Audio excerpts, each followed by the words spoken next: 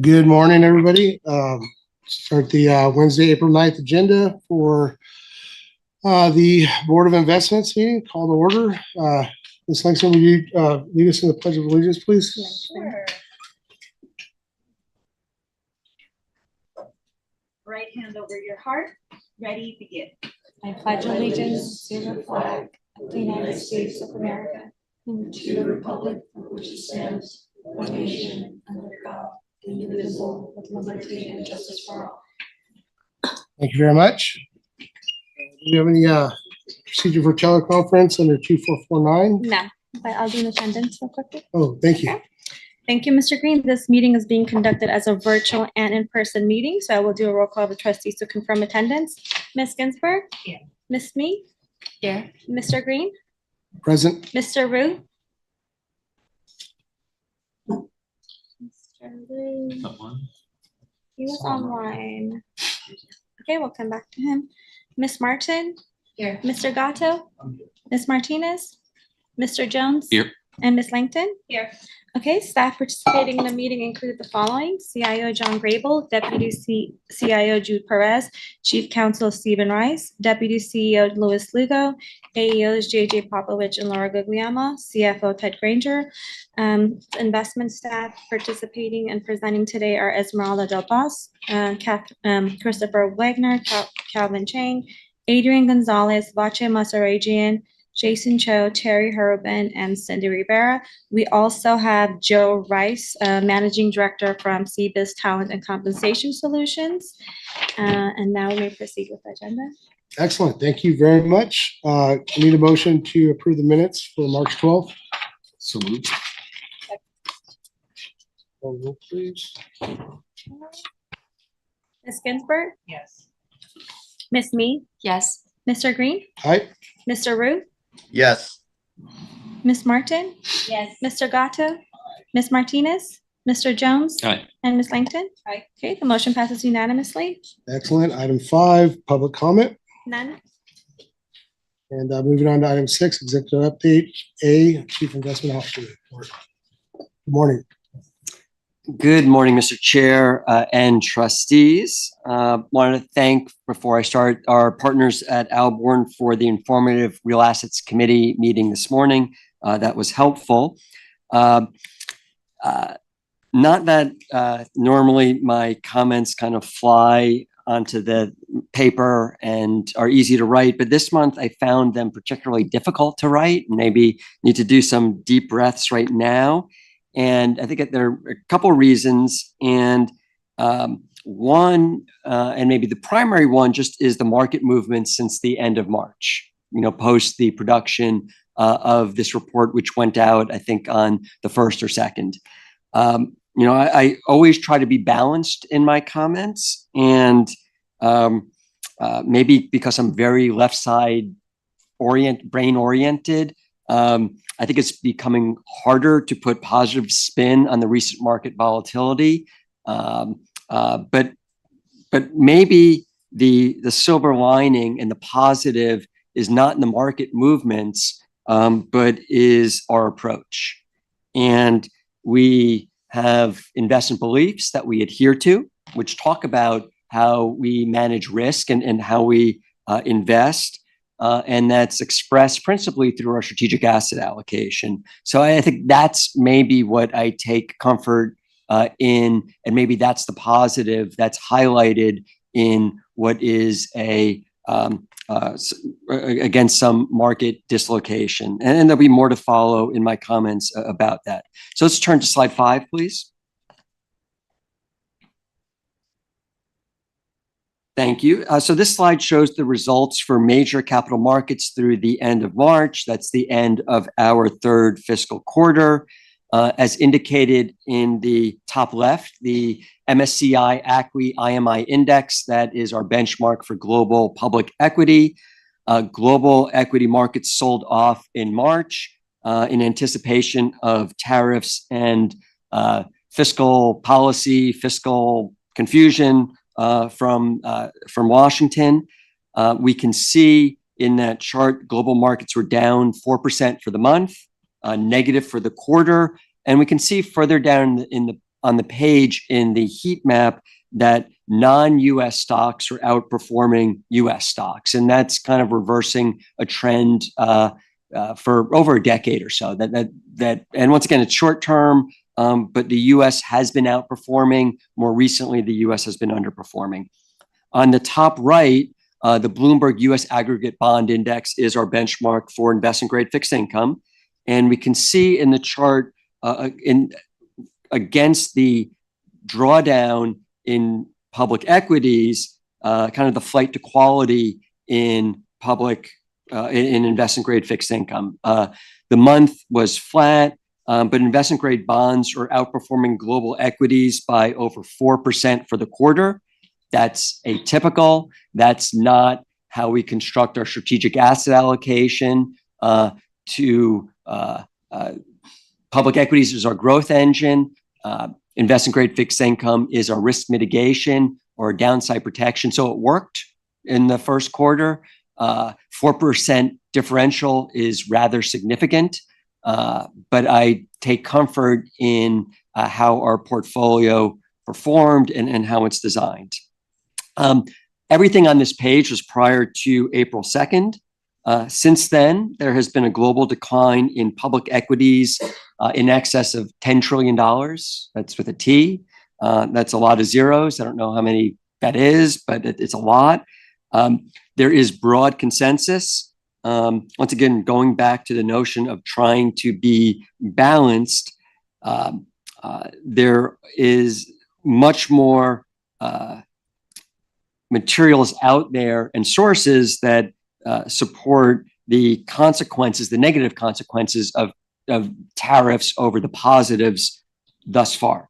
The broad consensus is that we should anticipate a decline in US GDP from where it was to where it may be. You know, a lot of the estimates are that decline will be greater than 1% in terms of the forecasts.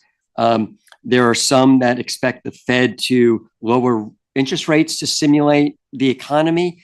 However, there is also an expectation for increase in US inflation, once again, increased by maybe 1% or so. So the Fed's response may be more challenging to what may be a stagflationary environment where you have lower growth and higher inflation. That's a more difficult environment for the Fed to try to navigate.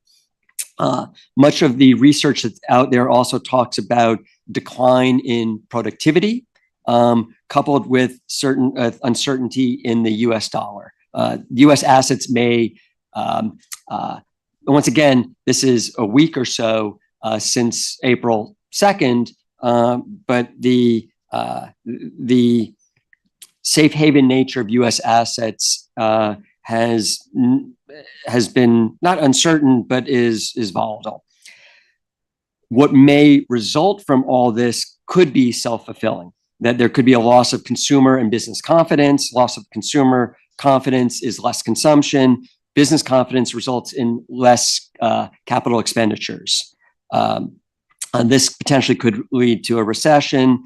But, and this may be the balance, that the design of the tariffs is future benefits. The future benefit, I don't know when the future is, the future just isn't today. So the future benefits are strategic, that from a national security standpoint, that we would be onshoring vital industries. And there's certain logic to that, that there's job creation in the US versus some of our trading partners, factory production in the US, and ultimately revenue generation from a growing economy and revenue brought by tariffs. So let's go to slide 8, so I don't have to try to predict what's going to happen anymore.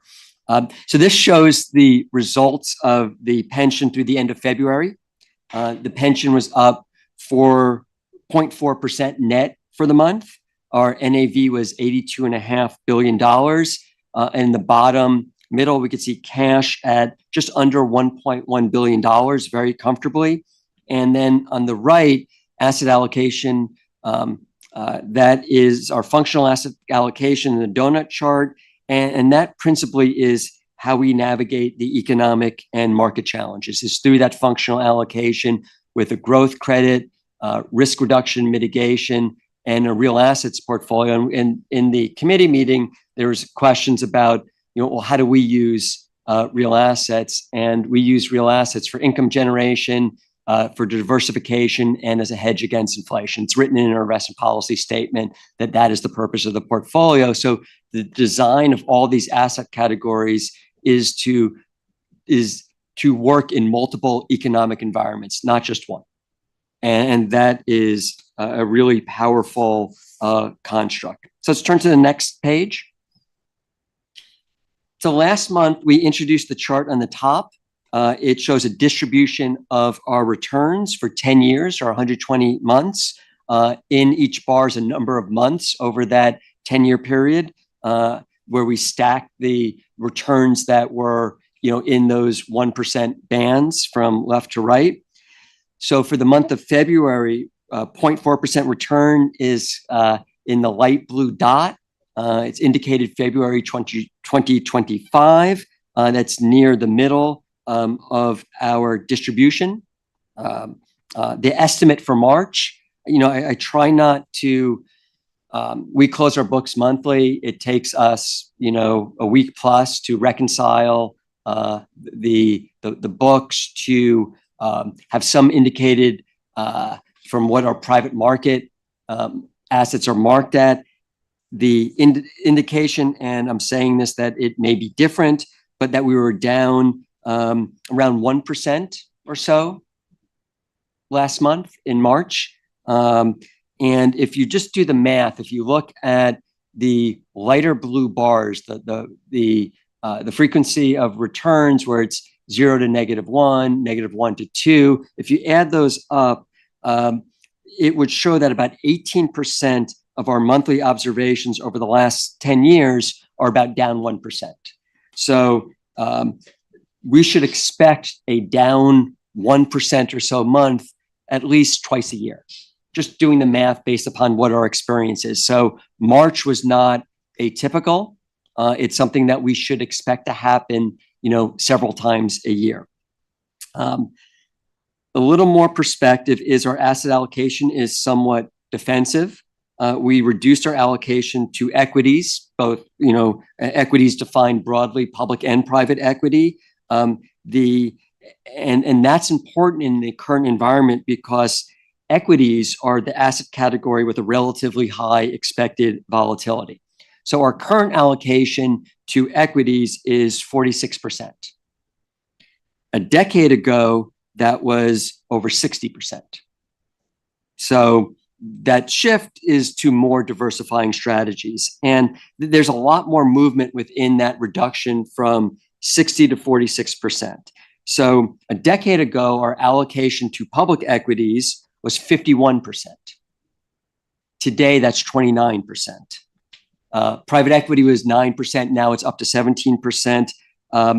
But the reduction in public equities is, in terms of how those assets trade and are marked, that is really highlights how we may perform in March, how we may perform in April in the current environment.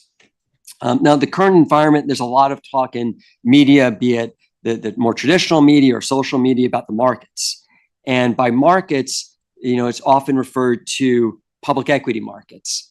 Public equity or markets are not a singular thing. There are many more markets other than equity markets, public equity markets. We heard about real assets markets this morning in the Real Assets Committee.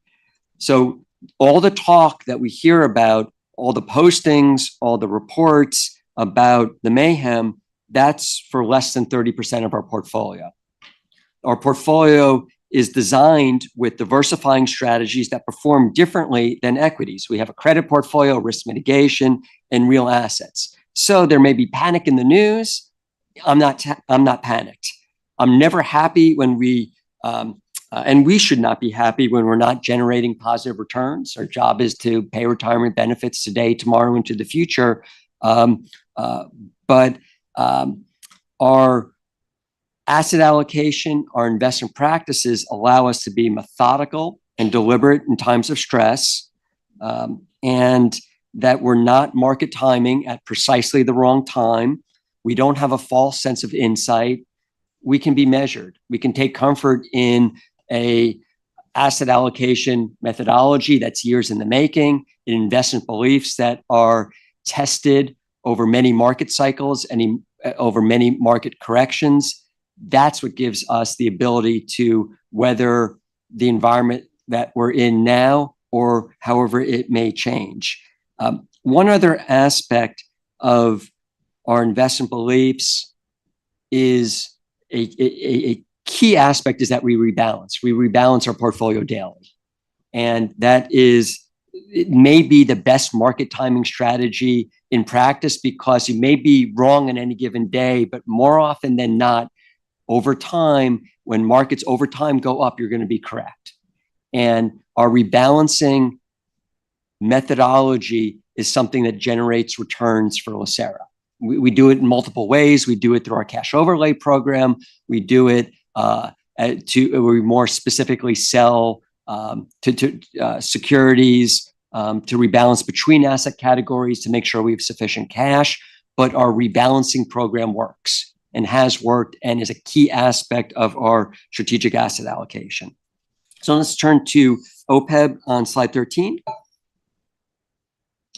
So OPEB was up 0.7% net for the month of February. AUM is about $4.6 billion, and the functional asset categories or framework is on the right in the donut chart on this slide. There's some more details in the next slide. So I'll focus on this we can go to the next slide. Thank you. So here, once again, we have the histogram, the distribution of returns over the last 120 months. At the top, we can see here that it's less statistically normal than the pension. It's spikier with kind of fatter tails or a wider distribution. It's not statistically normal. Not that the pension is either, but this is less so.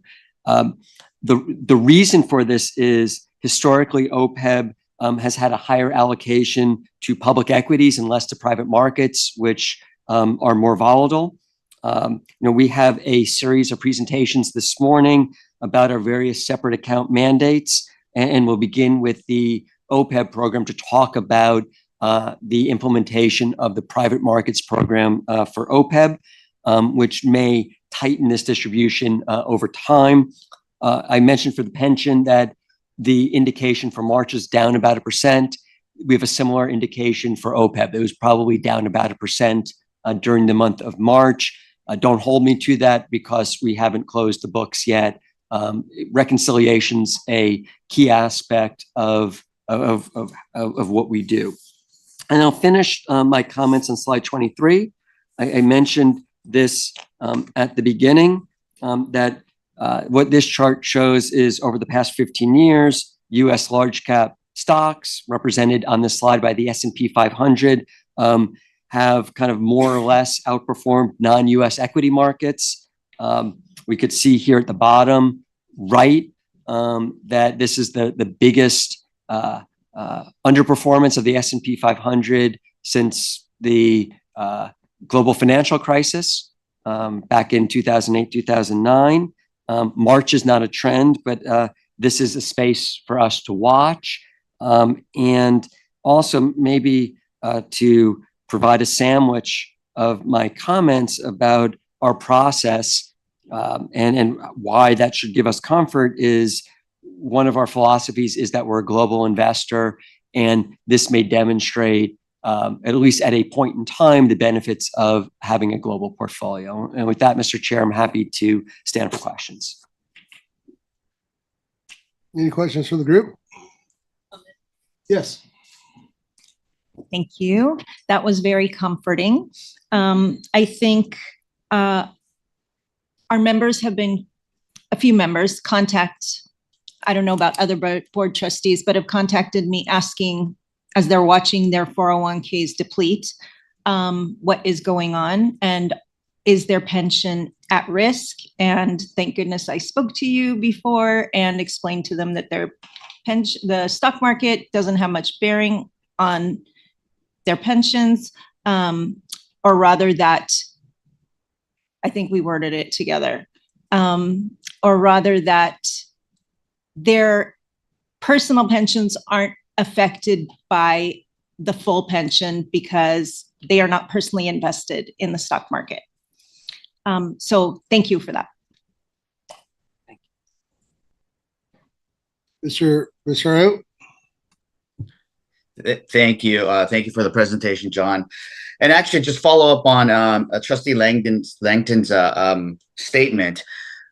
Could you reassure our pensioners that, with all this news in the market about personal individual 401ks going down, for our pensioners today who are receiving checks, and for those employees who are planning to retire in the next, 6 months, a year, or in the near future, that how it is different for them, and it's not going to be, they're going to be less, their pension checks should be reassured. Can you explain that?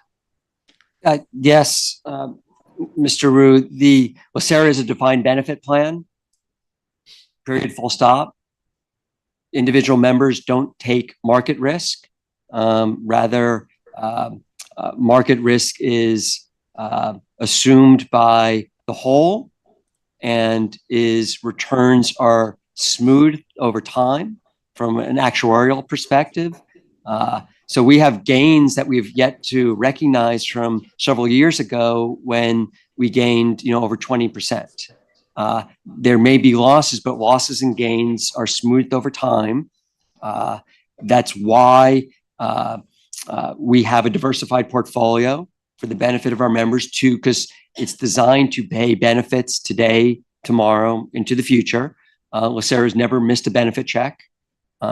We've had many recessions that this pension has weathered, and notwithstanding those drawdowns, notwithstanding the global financial crisis, notwithstanding COVID, notwithstanding Brexit, notwithstanding the .com period, LACERA, at least over the last decade, as we can see on slide, let's go to slide number 9. We could see in the top of slide 9 that our return over the last decade, this just shows for 10 years, is 7.6% compared to an actuarial hurdle of 7%. So once again, that includes a variety of different economic environments, multiple presidential administrations, and we've performed. So I think hopefully that gives our members comfort that collectively this group knows what we are doing, and that we don't put all our proverbial eggs in one basket. We design the pension to perform in multiple environments. Thank you for that. And if I could just reiterate that, obviously this drop in volatility in the current markets is not a good thing for our pension, and for the world. However, we are in it for the long haul. And thank you for your presentation, John. We are in for the long haul. We are looking at the longer outlook. And more importantly, unlike what people are seeing, those, scary stories in the news about, I was about to retire, but my 401k dropped in half, so now I can't retire. That is individual 401k plans. We are so for our pensioners, I want to make sure our pensioners understand that they will still be getting the same check. For those who plan to retire anytime soon, will be getting as defined in the promise that their pension has, that we promise them what their pension will be. They will be getting that check. So I want our pensioners and our members to know that it's a little different for us, and we have the long-term planning. And I also want to thank you, because I know months prior, when the equity markets were doing great, we were all, I was pretty tempted, let's put more money in the equity markets. But again, we are diversified. And as you eloquently stated in how we're diversified, it's that during the good times, we benefit, but not as much as we want. But during the bad times, it's also muted so that we don't get the maximum brunt of the negativity. So I think I want to thank you and your leadership and staff working on balancing throughout the years to have a more diverse plan so that we can benefit as much as we can during the good times and also curtail the bad times like we're seeing today. Thank you. Ms. Mee? Thank you. I'll make a quick comment to second to everything Trustee Wu and Trustee Longton say. For the pension fund member, I want to add one more point to it. Bless you. For your promised benefit is for life. You know, you're gonna get that paycheck for the rest of your life, and that's what LACERA, you know, everyone here working very hard to keep that promise to you. So not just the 401k might last a certain time, but pension fund, we, you know, work hard to make sure it's supplied for the rest of your life.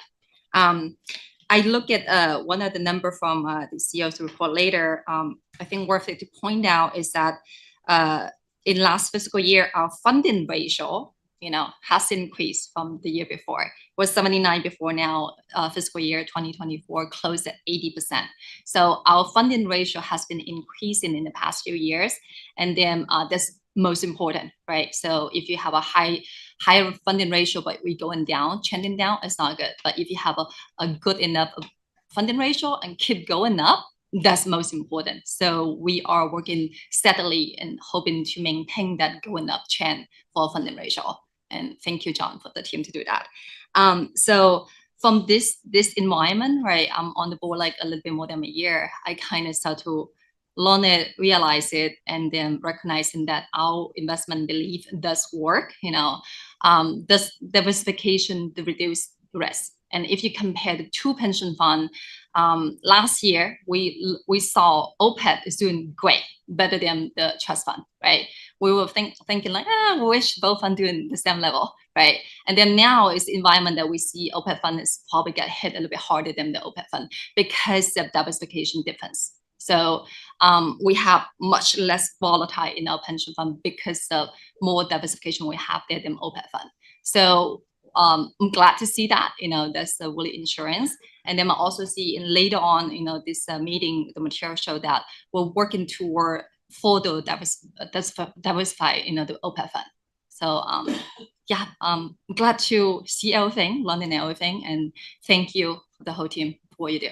Yeah. Thank you, Ms. Mee. Anybody else? Yeah, Mr. Grable, thanks for the presentation. Yeah, and to the pensioners out there, you know, the diversification's working, and that diversification, even in a downturn in the market, my understanding of it, there's, like Mr. Grable said, 30% of our investments are in what you're seeing with downturn. The flip side of that is that diversification. It's like playing the don't pass line at craps, right? You're betting against it, and some of that diversification, there's gains to be made with this volatility that we're witnessing. So, and the proof is in the data. You know, when, you know, 22 is the most recent that I can draw to from being on this board, we still produced an increase in our fund amount. So, and again, they are separate defined pension plan period, as Mr. Grable so eloquently said. I do have something you made a comment about the national inflation potentially going up, and I guess you know, this, I'm trying to tether between the BOR, BOI as far as, you know, we're coming into a triennial and an annual, right? And there is, you know, with inflation, my specific question is there possible, even though it might be a national inflation, I know, you know, goods and commerce and whatnot, but as far as, is there any local shielding that can occur? Like, obviously we use a metric in the Anaheim, LA CPI for determining our contribution rate to our members. Again, inflation increased, you know, potential contribution for our future pensioners and the unborn, so to speak. But you specifically, is there, with an increase in a national inflation, is there potential for local shielding in our microenvironment, especially since we're using that index to determine contribution rates? And I know you don't have a crystal ball, but I'm just trying to, I hope that's not too long-winded of a question. And I don't have an answer in the sense of its expectations for inflation, expectations for a reduction in GDP. And sometimes it can be self-fulfilling, but I think that we need to see the magnitude, impact, timing, response, re-response to tariffs and the resulting cost of onshoring things, if there are labor shortages. I think that we'll know a year from now, but it's really hard to know now as it relates to what the actuaries will do. I think they take a much longer view of inflation when as part of the triennial experience study, just because they're looking over generations as opposed to a more point in time. But I think that we'll keep that as something to monitor and update the board on. And I think, thank you for trying to, addressing it. Maybe it's something for Mr. Granger too, like something as far as specifically, I'm hopeful that, California's economy will be kind of a, stopgap to some of this stuff if it does impact nationally. But I know we have, national commerce and whatnot. So thank you for that. Anybody else? Moving right along, Mr. Popovich, please, member spotlight, sir. Thank you very much, Chair. Good morning, trustees. So this is the member spotlight. It's a way for LACERA to recognize the public servants that serve the constituents of LA County, and a chance for us to remember and reflect on why we do what we do as we serve members and empower them for a healthy and secure retirement, which is very relevant to the conversation we just had in our long outlook on how we invest and ensure that we're going to pay that promised benefit. So this month, we are recognizing Arlene Garcia as a deputy sheriff with LA County Sheriff's Department. She is going to be retiring later this year with 30 years of service. And she is really proud of her career, which she should be, serving and taking the utmost respect for the communities that she serves. She also spends a lot of her free time, volunteering and helping out with disabled children, which is, really heartwarming to hear. When she does retire, she plans on spending time with her daughter and going to live concerts and listening to music. So she's earned that after 30 years of service, and we wish her the best when she does retire. Thank you very much, Arlene, for your service.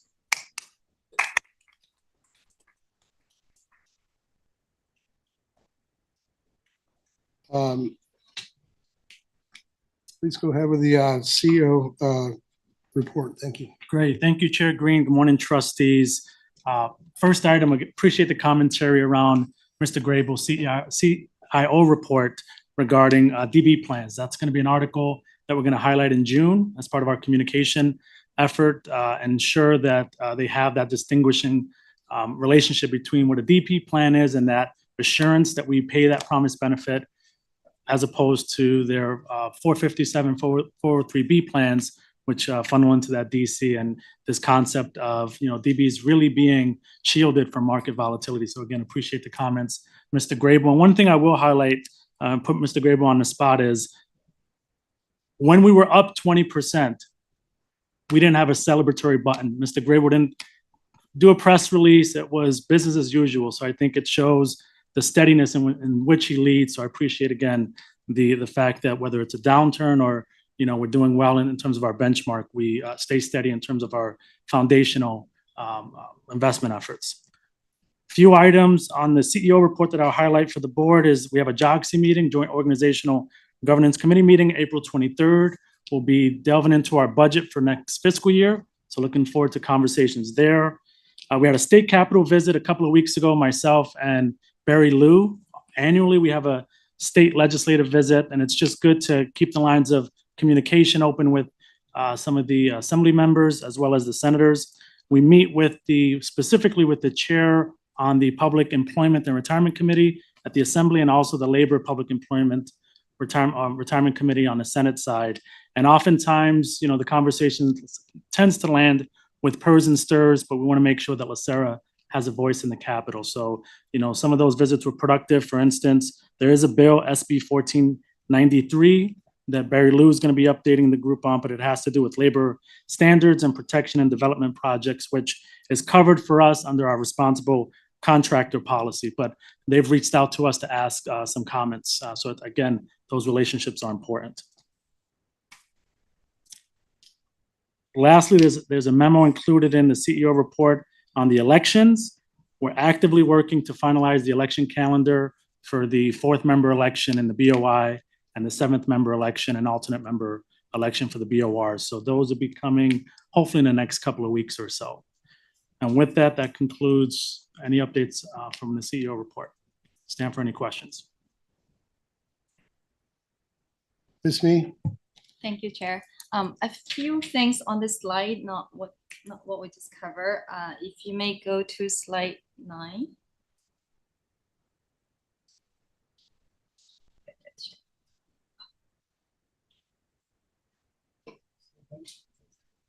Slide 2, actually, I'm sorry.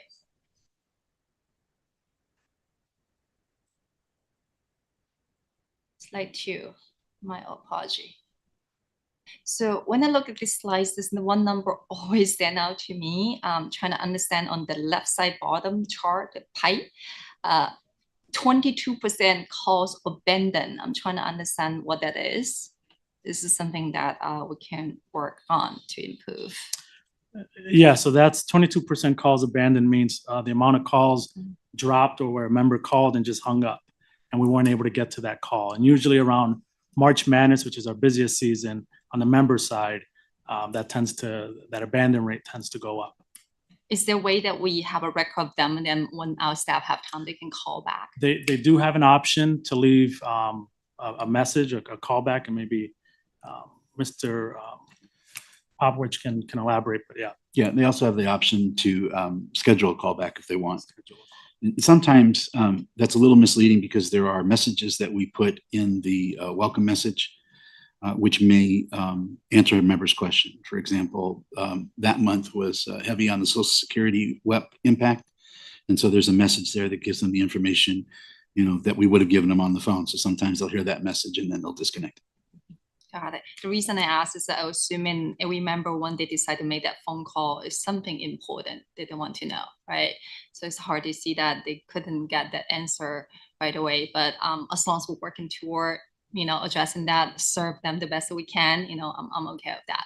But thank you. The next one on slide 9.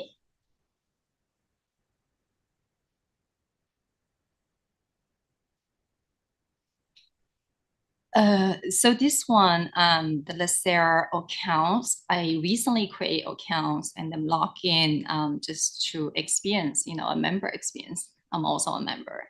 And then what I found out is that I don't get much information after login, in my own portfolio, like login page, then without logging in, I feel like I get most information pretty much, without logging in. So logging in, I don't see additional information available to me compared with the Empower website. I log in, I see a lot more information, including the pension fund, the calculation of it, is on the Empower side, not on, let's say, a login side.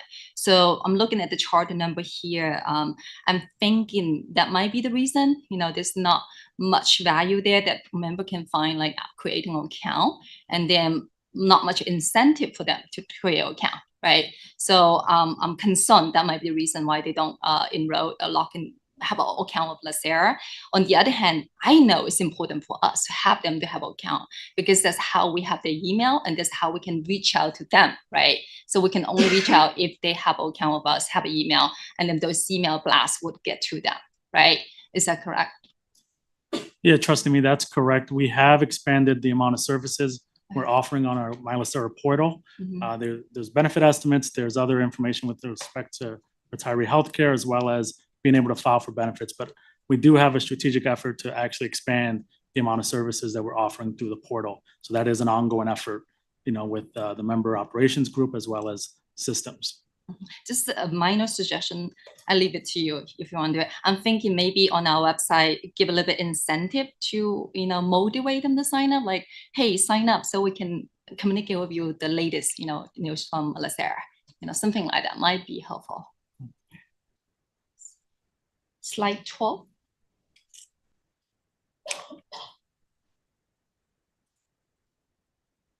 So slide 12 is what I mentioned earlier. I want to point out, I finally see that 2024 funding ratio is up, the numbers out there. So we actually 80.9%, we increased 1% from last year. So just want to call out, it's a great thing to see. So yeah, thank you for having this shown. Last one, slide 13. This might be a HR question. I'm looking at the vacancy by division on the top right. Looks like we have quite good, 20%, right, vacancy right there. But when I look at the bottom right chart, I'm a little bit confused. How can we only have one position that is working in progress? Like, are we not working on other vacancy to recruit? Trust me, we are working on other vacancies in various stages. So there is, for instance, our intern program just got launched. So there is more than one vacancy that we're actually actively working on. So I'll make sure to review this with our HR team. Okay. But we are working on more than one recruitment. Glad to hear. I just thought I only see one here. Thank you. That's all question I have. And back to you, Chair. Thank you. Thank you. I do want to make a couple comments. I think that the retiree staff is doing really well. I mean, the data coming back next month is going to be more representative of it. But the answer times and the average length of call and whatnot, 8,300 calls. That's pretty significant. And correct me if I'm wrong, the callback queue, we're looking at 100%, right? I mean, so that's really that's a testament to the tenacity of that. And then the service metrics, coming in, we're really hovering at the 97th percentile for service metrics. And that's, I think, important to note that, there is some things that'll fall through the crack, but March is a crazy month. And I think, staff is doing pretty well with handling the volume, and the service metrics are pretty good. And just for everybody's information, those service metrics are surveyed at the end, voluntary to the pensioner. Is that correct? Yeah. So February coming in, leading into it, 98.48%. I mean, great job. In April 24, 96.68. So I'm trying to see if there's an overlay here. Yeah. So we're, I think we're doing pretty good. I think, Mr. Popovich and your staff and everything. And I do love, I was trying to find the hybrid, the member service appointments. I see the in-person, the virtual. Is the virtual the hybrid? The virtual is sorry, it's exactly what it stands. Yeah, it's virtual. It's where you're doing a video conference call. The hybrid is just virtual. Yeah. Right. But the three things we were doing, the call only, the in-service, and then the hybrid between the two, the shorter. Yes. Yeah. So yeah, it's great. I mean, and I'm so glad that you guys put that forward. I think it's really been, it's really helped with customer satisfaction, so to speak. So thank you for the report. Anybody else? Oh, Ms. Langton. I just wanted to follow up with one of Ms. Mee's comments. When I look at the LACERA website for careers or job opportunities, two things come up: the internship, which you're currently recruiting for, and a legal secretary for investments. To Ms. Mee's point, if there are that many vacancies, I mean, shouldn't we have like 15 job opportunity openings on the website? Yes. And so we do have, again, active recruitments at different stages. Before we post a recruitment, there's pre-work that gets done. So I don't have the numbers in front of me in terms of how many we're actively working on before it gets posted out onto the website. And then we have post recruitments that have gone off of the website and now are in interview stages. So I think I know we're expanding. We've just hired the full complement of talent acquisition team. So we're expanding our capacity. But that's, again, that's not a reflection of the activity that the HR talent acquisition team is working on today. Okay, so does that mean that other than the legal secretary, all of these positions are either about to be posted or have already been posted and are in the middle of hiring? Correct. They're either in pre-recruitment or post. Correct. Okay. Ms. Lincoln, the chair recognizes Carly. Would you like to? That same point. Okay, just wanted to recognize you if you wanted to comment. It's great. These are great questions, and yeah, I mean, in a perfect world, we would overhire ordinance positions and have everybody waiting in the queue to. Ms. Lincoln, anything else? Without any other comments, we'd like to move on to 7 reports. Salary adjustment for investment officer staff members, item 7A. Yes, thank you, Chair Green, trustees. A few comments before we pass it to Joe Rice, who's our consultant with CBIZ. One of the most important things we do at LACERA is hire, is recruit.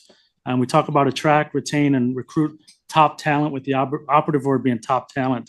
And compensation classification is definitely a lever that we use. As part of the classification compensation for investments, this was a request that was asked maybe 4 or 5 years ago within the BOI. It's part of our normal, just to level set organizationally, we do classification and compensation studies throughout the organization with a particular cadence.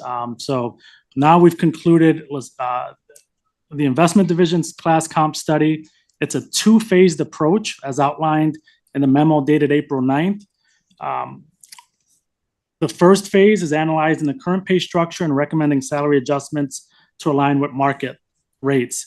And there was a methodical approach that was done that'll be kind of walked through. We walked through within the memo, and then CBIZ will walk through in terms of their presentation. The second phase, and that's the focus today, is really phase 1, the salary adjustments that we're looking at within the CEO's authority.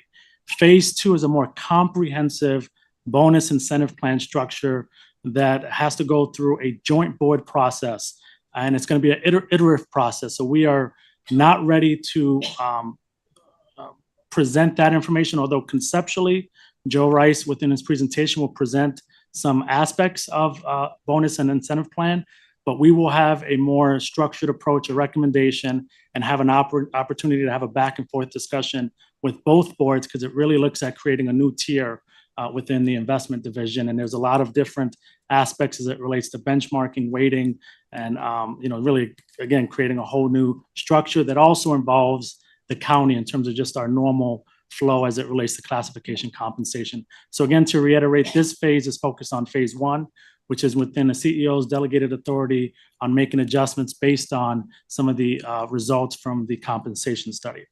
So with those comments, I'll pass it over to Joe Rice to walk through his presentation. Thank you for that introduction, and good morning, everyone. Can you hear me okay? Yep. If you can please advance the slide.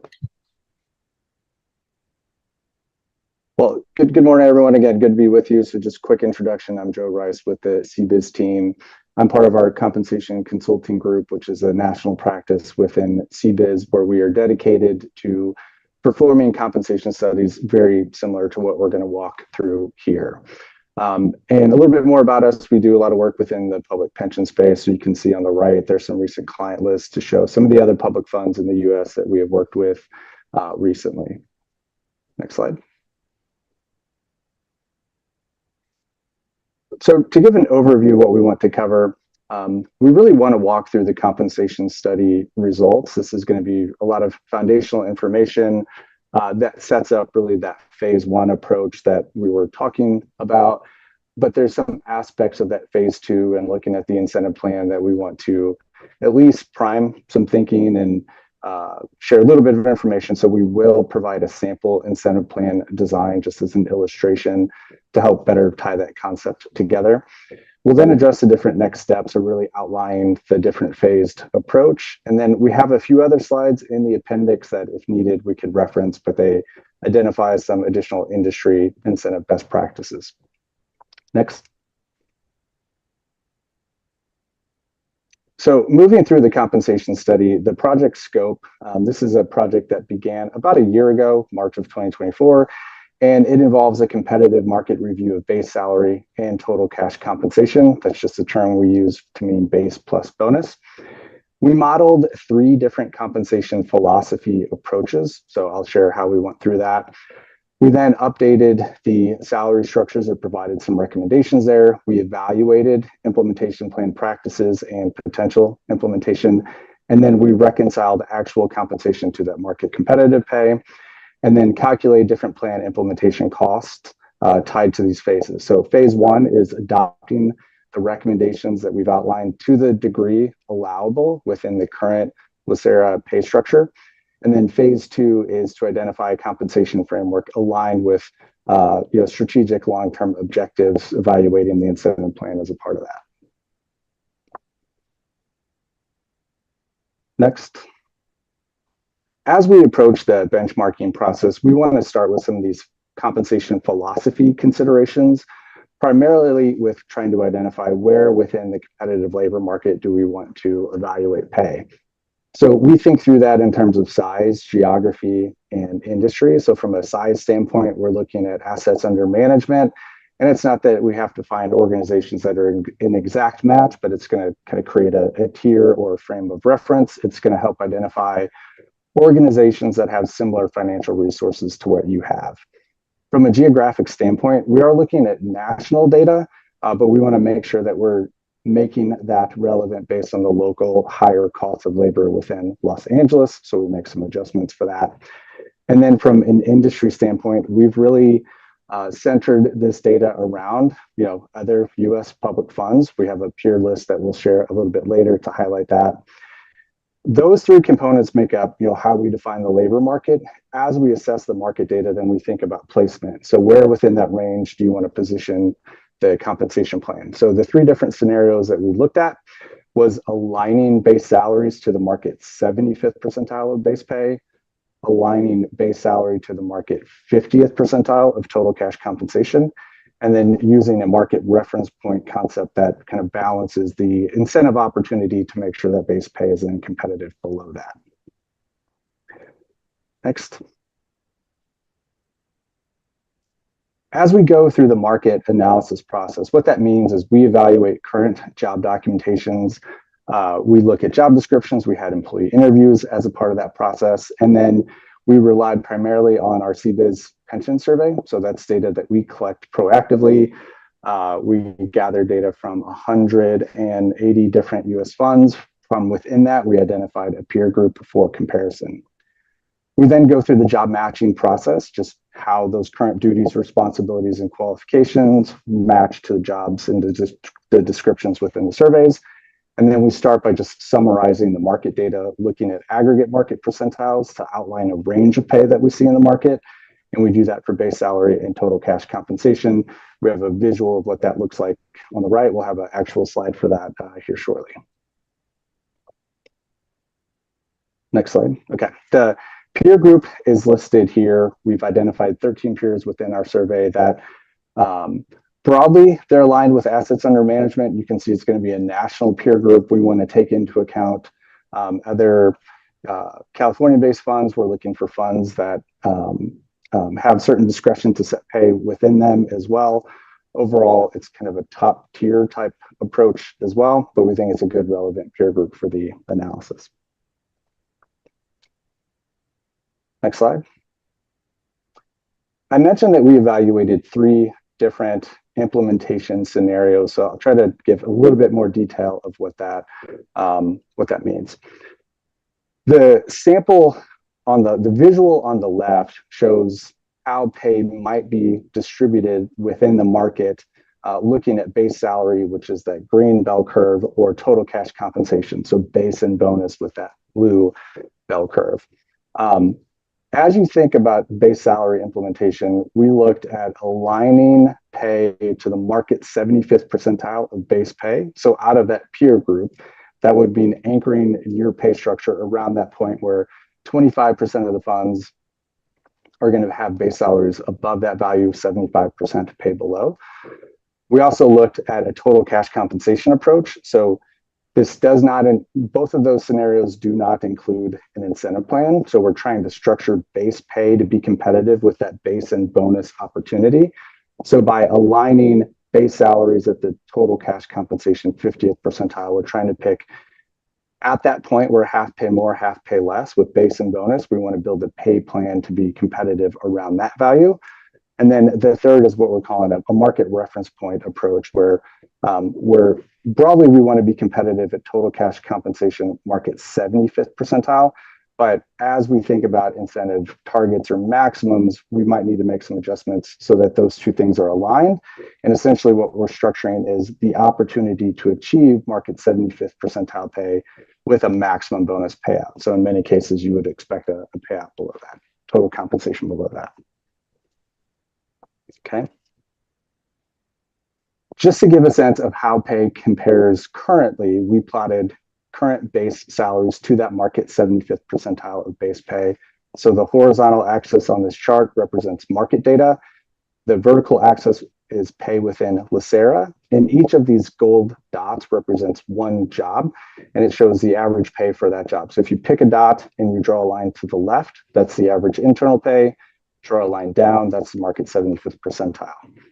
The green dots in trend line is the market data plotted against itself, so it establishes a nice benchmark for comparison. And from a base pay standpoint, this would show that current base pay on average starts pretty competitive to that data. It starts to get a little bit above that as internal pay increases. So currently a strong, good relationship on average to the 75th percentile base pay. Next slide. This is the same chart setup that we just looked at, but we're focused on comparing at the total cash compensation instead of base. So this in the market is going to include any of that incentive pay that we see. So same chart setup that we just looked at, but you'd see the trend here is that pay starts off below that market trend line and does not catch up. It gets a little bit closer as you move up, but kind of from top to bottom, we're seeing that there's a lack of competitiveness from a base and bonus standpoint. So just high level visual for both those. Next slide. We then designed a salary structure. So this is something that we recommended kind of as a new pay structure overall. Our goal here is to simplify compensation administration instead of tracking market data for each job. That pay structure is going to help you simplify that process, take into account things like internal equity, where you might have jobs in at the same level, but in different asset classes. We can maybe smooth some of those out with the pay structure. Overall, each grade consists of a minimum and maximum level pay. We want that minimum to be attractive entry level pay. We want that maximum to establish top out pay, to put a maximum value that's going to encourage employees to seek new roles and opportunities, not just have continued upside within their job. And then jobs classify into this structure based on the relationship of market, that market reference point, whatever that is, and the nearest grade midpoint. And so we can apply this structure across the three different scenarios. So it gives us some flexibility. We're just looking at a different market number to determine the pay grade with the different scenarios. Next slide. As we look at that classification process and we slot jobs in, we want to show that relationship here. So on the table, you can see that we have the proposed job titles. We then show the implementation at the three different scenarios. So at that base salary, you can see the proposed pay grade, and we're showing that value. That is the value that determines where the job is placed within the structure. We'll do the same thing for total cash compensation and that incentive-based market reference point plan. Now we have the base salary section circled because as an interim phase one approach, that's what we're recommending to move forward with. So you'll see some numbers tied back to that a little bit later. Next slide. The financial impact analysis is showing kind of a high-level implementation of what we're seeing with those three different implementation scenarios. looking at each of those charts, there's a line going through the center, that kind of faint line that represents the midpoint of the pay grade. And those bars on the left and right would be the minimum and maximum of the range. Each dot here represents one employee, and it shows where that employee would fall within that proposed pay range. So you can see in the market 75th percentile approach, we do have some employees below the minimum of our proposed pay grades at grades 4 and 7. But then, employees are in, we have some employees above maximum. As we look at that market total cash compensation approach, that's kind of moving up that market pay continuum a little bit. So we're capturing more employees below minimum as we look at that bonus and market reference point approach, kind of similar dynamic. We have a little bit above max, some below min as you look through those different scenarios. Overall, we would show that the average comp ratio, so that's where we compare current pay to the market 50th percentile, is 92.9%. At 100%, that means that employees are paid exactly at that market rate. So you're about 7.1% off that goal. Next slide. We also evaluated pay compression, which is a way for us to evaluate pay within the range. So as you have employees who have been in the job for a number of years, you wouldn't expect pay to be aligned at the minimum of the pay grade. You would expect some progression through the range. So we've created a flexible model to work through that first gets everyone in the range. So on the visual, we're taking those green circles, we're moving them to that minimum line with those gold circles there. But then based on time and job, we can propose some solutions to move employees through the range of pay aligned with experience. It's almost like a one-time step structure to implement a plan like this. Next slide. And then this documents the different implementation cost summaries. So each implementation scenario is going to have a different cost associated with that. We capture it based on below minimum, compression, the incentive maximum opportunity, total implementation, and then totaling above max as well. So you can see with the different scenarios, what we're recommending at this point is to move forward with the phase 1 approach tied to that green section, aligning pay at the market 75th percentile. That does have 97,500 below min, an additional about 110,000 in compression for a total implementation of 207,000.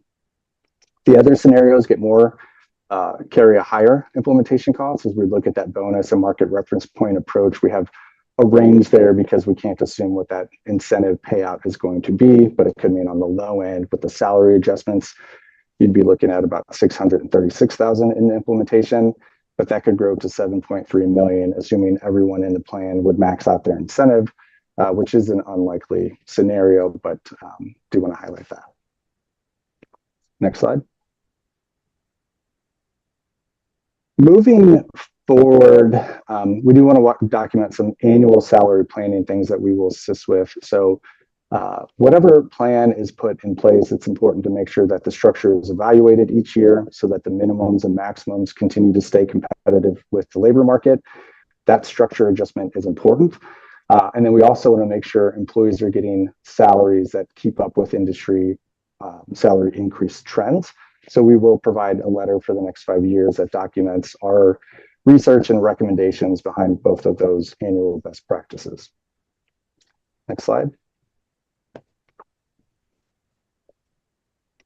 So we've talked about the different phased approach, so I can get a little bit into detail with that here. So phase 1, there's a current pay classification plan. It would take some effort to have a new entirely pay structure put into place. And so as a phase 1 approach, we're saying, take the recommendations that we had with that market 75th percentile approach and implement that to the extent that you can within the current classification structure and pay plan.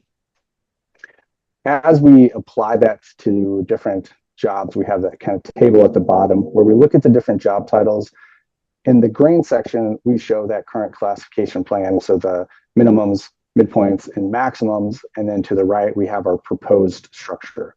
And so we're saying, hey, if you can adopt as much of the salary adjustments as possible within the current pay plan, that's going to be a good phase 1 approach. Those implementation dollars, where I have the red box around the financial analyst 2 and 3, so the FA 2 and 3, 100% of the implementation dollars are associated with those 2 positions that are at the lower end of the pay scale. So there would be 16 employees identified for adjustments through this phase one approach with a cost of $200 and about $7,000 or 2% of payroll. Next slide. So this slide is a little busy. Apologies for that, but we just want to give an example of how we would, a little bit more of the details of how we work through that phase one approach. So we're taking, as an example, an FA2, and we're plotting annual salary, time and job, and the proposed ranges. Below that, we're then looking, what would it cost to get that employee to the minimum? As we go through the compression process, what type of increase would that look like? And so we're totaling up the adjustments in that market base 75th percentile approach. Then we're going to say how much. So if we landed on a total increase of $8,678, as we try to work within the current ranges, can you absorb all of that? And in this case, you can. So we would move forward with that adjustment for this employee to implement what is possible with the current classification plan. Next slide. The phase two approach then is looking at the bonus recommendations. That approach will be presented and discussed at a later date to really dig into some of what we'll look at here in a moment, but to understand, is it appropriate to do? What are the right considerations from a design standpoint to make sure there's a lot of attention and thought put towards that process? Some of those considerations are going to be the metrics, the performance expectations, so how we set goals around target expectations, maximum results. What is that measurement period going to look like? But also, what do we need to set as those final base pay ranges, bonus levels? There's some civil service considerations of, there might be an opt-in, opt-out process, and there could be a conversion process as well. So if we're adding incentive compensation to what might already be, well-positioned salaries, we might need some of that to rebalance. So there could be a conversion process that would need to be worked through as well. Other considerations, if you decide not to adopt a bonus plan, might be to go back and explore those different base salary implementation approaches and to what degree you can take that base and bonus opportunity and build that in as a part of your competitive base pay plan. Next slide. So with that, I do want to share some sample incentive design parameters, really just to prime some thinking, a little bit of preview of coming attractions of what we'll pick up later. Next, yep. On this slide, I just highlighted the existing objectives of the investment program. I'm not going to read all of that, but really the goal here is that as you think about putting in any type of incentive plan, you want to make sure that it is aligned with these type of objectives and philosophies to ensure that we have the right alignment. Next slide. A little bit on the pros and cons of why you may or may not want to do an incentive plan or how you want to approach setting compensation. So if you think about competitive base pay and a bonus program, some of the pros of that is that it can provide motivation for performance. And so, when you want a team to achieve high results, and they do, if they feel like they're not rewarded for that within LACERA, they might seek those opportunities elsewhere. You can make sure that that compensation, the additional compensation through any bonus plan, is aligned with those goals. It can be something that can help attract top talent to the organization. And you will see that pay is going to vary based on performance. And so as you outline those goals and you can meet or exceed those, you're going to have good bonus payouts, but it's because the results back that up. If there's not the results, you would expect a low to no bonus payout in those situations.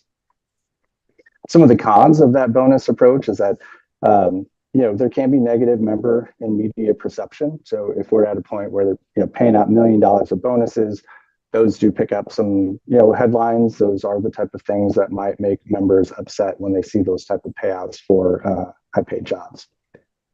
It could create the potential for risk-taking and short-term behavior. I think there's ways that can be mitigated, but that's always a concern. It can be complex to administer. So if we're looking at tracking metrics over years and employees might change asset classes, it's just a lot of data to track and administer. And it could create, an entitlement mindset that as bonuses might pay out over time, there could be an expectation that that will continue. As an alternative, if you don't want to provide a bonus, but you know that that opportunity exists in the market, you can skew pay higher in that range. And so some of the pros, it's going to be predictable compensation to the employee. Those higher salaries can be attractive in the market as well. It's pretty easy to administer. You don't have to track those incentive parameters. And you can focus that really on a long-term performance, right? So in the short term, you can just reinforce that we're focused on these long-term behaviors and results. Some of the cons, you are going to potentially guarantee high market pay even in those years when you don't have, when you might have poor financial returns to those metrics, right? Base pay is going to be fixed high in that base and bonus range. Next slide. Some of the metrics that you might want to take into consideration are outlined as what you would say is most common. So looking at a total fund benchmark, it's likely going to be a component that is measuring the total fund performance relative to that main benchmark. And from a goal setting standpoint, that's really trying to highlight as you think about what is minimally expected for that bonus to pay out versus what is that maximum incentive results that's going to cap the payout. You might have some significant differentiation based on those parameters. And then from a timing, you might want that 1 year, 3 year, 5 years, but we just model 3 years here. You might want to have an actuarial metric. So that's going to measure absolute performance to that actuarial rate of return. That probably will have like modest differentiation, right? You're not going to put like a wide range around what performance would look like there. You really want to hit that actuarial goal. And generally, that's going to be focused more on that long-term trend than on the short term. So you might go 5 years there. And then as you get into positions that have asset class responsibility, you're going to want to include some of that, right? So we're looking at growth, credit, real assets, and risk, and looking at specific benchmarks within each of those asset classes. There, when you think about goal setting, you might have some variability. So risk might be a tight range of expectations, but when you think about a growth category, you're probably going to want a wide range from minimum expectations to maximum expectations. And again, typically we're going to look more than 1 year. So we've kind of mocked up a 3 year here. Next slide. So the potential weightings then, we have the different positions. And so what we're looking at is the recommended bonus payout as a percentage of base salary. So threshold is saying, what is the level of bonus you would pay out for that, that kind of minimal level of acceptable performance? Target is really what you want to achieve. And so if you can achieve that target payout, that's the bonus as a percentage of pay that the employee would expect. But if you can, exceed that target level, what is that maximum level of bonus that would kick in? And then from a metric weighting, you might see at the top of the organization, the total fund is going to carry all of that weight. They're going to be measured on the overall success of the investment performance. But then as you start to get lower in the organization, you might see that balance where it's going to be more tied to that specific asset class than the total fund, just as an example.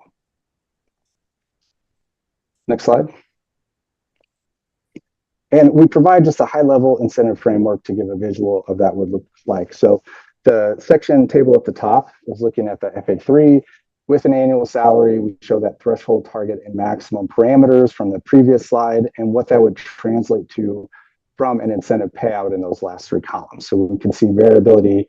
It could go to 0, but it could be 40,000 to 160,000. And then we've outlined the 2 different measures there, the total fund, the category here, the asset category is real assets. They're weighted half and half, 50-50. And so we identify that threshold at basis points. That's going to indicate what is the level of basis point outperformance needed to trigger that initial payout, right? So in this example, it's set to 0. You might want that to be 1 or 5 basis points. So you're beating the benchmark by some measure, but it's going to be that low level of performance that would trigger a bonus. The target is really 25 basis points for the 3-year total fund or 20 basis points for real assets. And then from the maximum, we go 50 to 40. In this hypothetical, let's say that 3-year total fund beat the benchmark by 40 basis points. That's going to trigger for that metric 160% payout. Real assets was lower in the scale. It beat by 5 basis points. That's going to be a 63% payout. Overall, then we have a payout as 111% of target, or $89,000, to just get through like a hypothetical scenario. Next slide. So that kind of wraps, we have some additional slides if we need to get into them, but really wanted to walk through how we approach the compensation study to give you a sense of the work, the project steps that went into that, share that phase 1 approach, but then start to preview a little bit on the incentive plan discussions that are going to be more part of that phase 2 approach. But any questions I can help with? Miss me? Thank you for presentation, Mr. Rice. I want to see the list of the peers that you select for this study. Do you happen to have it handy to show us what are the pension funds that we're comparing to the peer pension That was on slide 8. So there are 13 funds. They're listed on slide 8.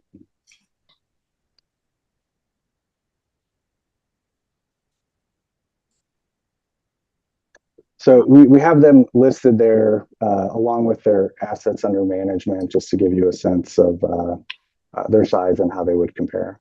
So you're going to see it's a national group. We're going to include some of those other California funds like teachers and PERS, but then kind of looking nationally at some other peers as well.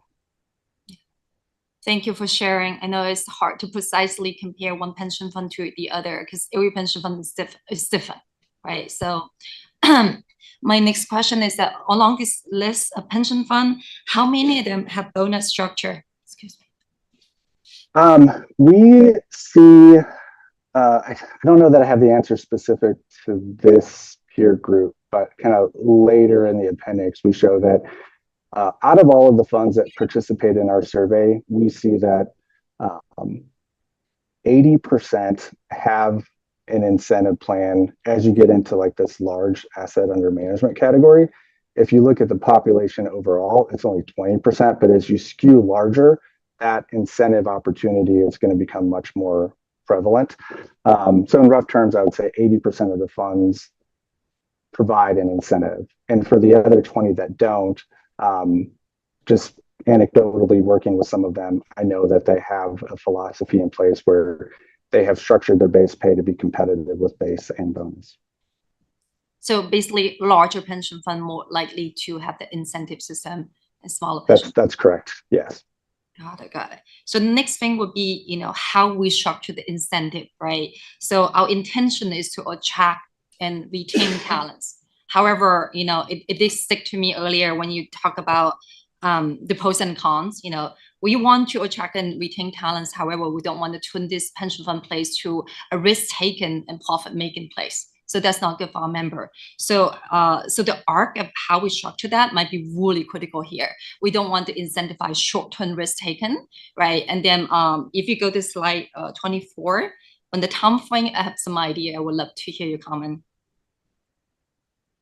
So how we structure the incentive, right? I look at the time frame. We want to retain talents. That means I want them to stay here longer term. So I'm thinking also to discourage short-term risk taking, would it make more sense that we set the time frame to be a little bit longer, so not just someone come in here, happen to be, the couple of years that we're doing great, and then make a bonus and leave, right? So do you think it make more sense to have the time frame to be longer for what we're trying to achieve for long-term retaining talents and discouraging short-term risk taken? I think it's a great question, and I don't mean to punt entirely, but that's kind of that phase 2 thing that there's a lot to dig into on, not only that, but a host of other factors. And kind of later in that appendix, we talk about some of the different timeframes and what might be more appropriate. But you're asking the right questions. Those are the right things to think through. I will highlight, though, that if you have a longer term time frame for measurement, employees kind of grow into that, right? So if you wanted to measure 5 years, what would likely happen is that year one, it's going to be based on the year one performance. Year two, it's going to be based on year one and two, right? And then that kind of builds until you get fully mature in the model. But there's some options around that. So employees would still get an incentive annually. It would just be assessed on that. They'd have to build into that long-term time frame of measurement. Thank you. Looking forward to see more in the phase 2 study. As just a final comment, like to all the staff, the whole board, the reason we're doing this exercise is because we want to make sure you're paid, well and pay compared to market rates, right? In the same time, I want to thank all of you. You come in here, I'm serving also for the other reason. You want to serve our member, you're mission driven, you're understanding the impact of the job here that we're doing to 196,000 people. So I want to thank you for that intention for coming to LACERA Club. Yeah, that's all. Thank you. Back to you, Chair. Yeah, Ms. P, that's a great question for the comparatives. Mr. Rowe? Thank you. Thank you, Mr. Rice. It's a great study. And actually, before Trustee Me said her point, I was actually going to say, even though we're not Wall Street, I was very, very heavily favored towards the incentive-based, performance-based pay. But after hearing Trustee Me express her concerns, I actually agree. I mean, I agree wholeheartedly because a lot of our staff who are overseeing a lot of these funds, it's the long term, right? Their returns are gained over multiple years, not 1 year. So that's right. We don't want staff to be trying to get performance or on a short term gain. So I would love to hear. I mean, I'd love to see our staff digest this report and come back with some recommendations. But before I ask our Mr. Lugo, Mr. Rice, I just want to make sure I'm understanding this correctly. Slide 18. Can we go to slide 18? So, yeah, this slide. Yep.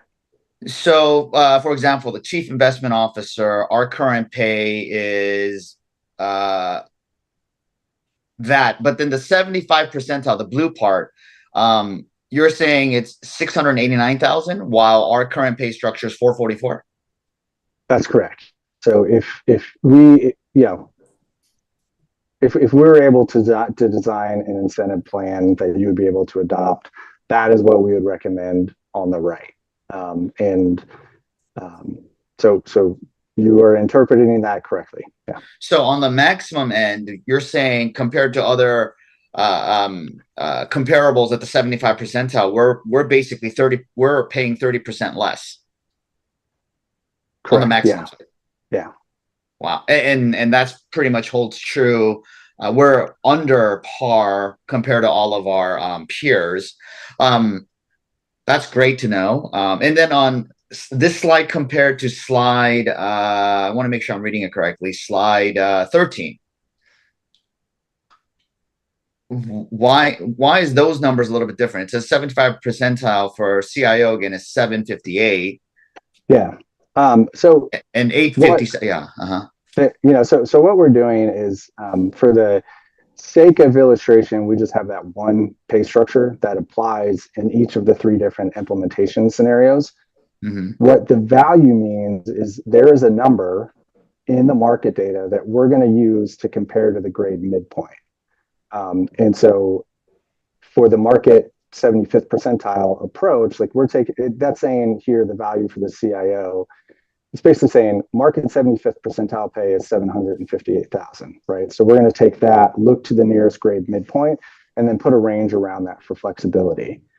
As we kind of move through those different scenarios, there's a different market number that's going to dictate the value that needs to then slot the job in the pay structure. So on the scenario 2, it's saying market 50th percentile total cash compensation base and bonus is 857,000. So that's going to determine the pay grade, and that min and max gives some flexibility around it.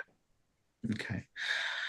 All right. So going back to slide 18, Mr. Lugo, a question for you. So I think Mr. Rice said in his presentation, I didn't want to interrupt him, but he said that this is possible for us to implement, but based on our, how we have the relationship with the county, and even though we're independent, we're not fully independent, could we implement this new?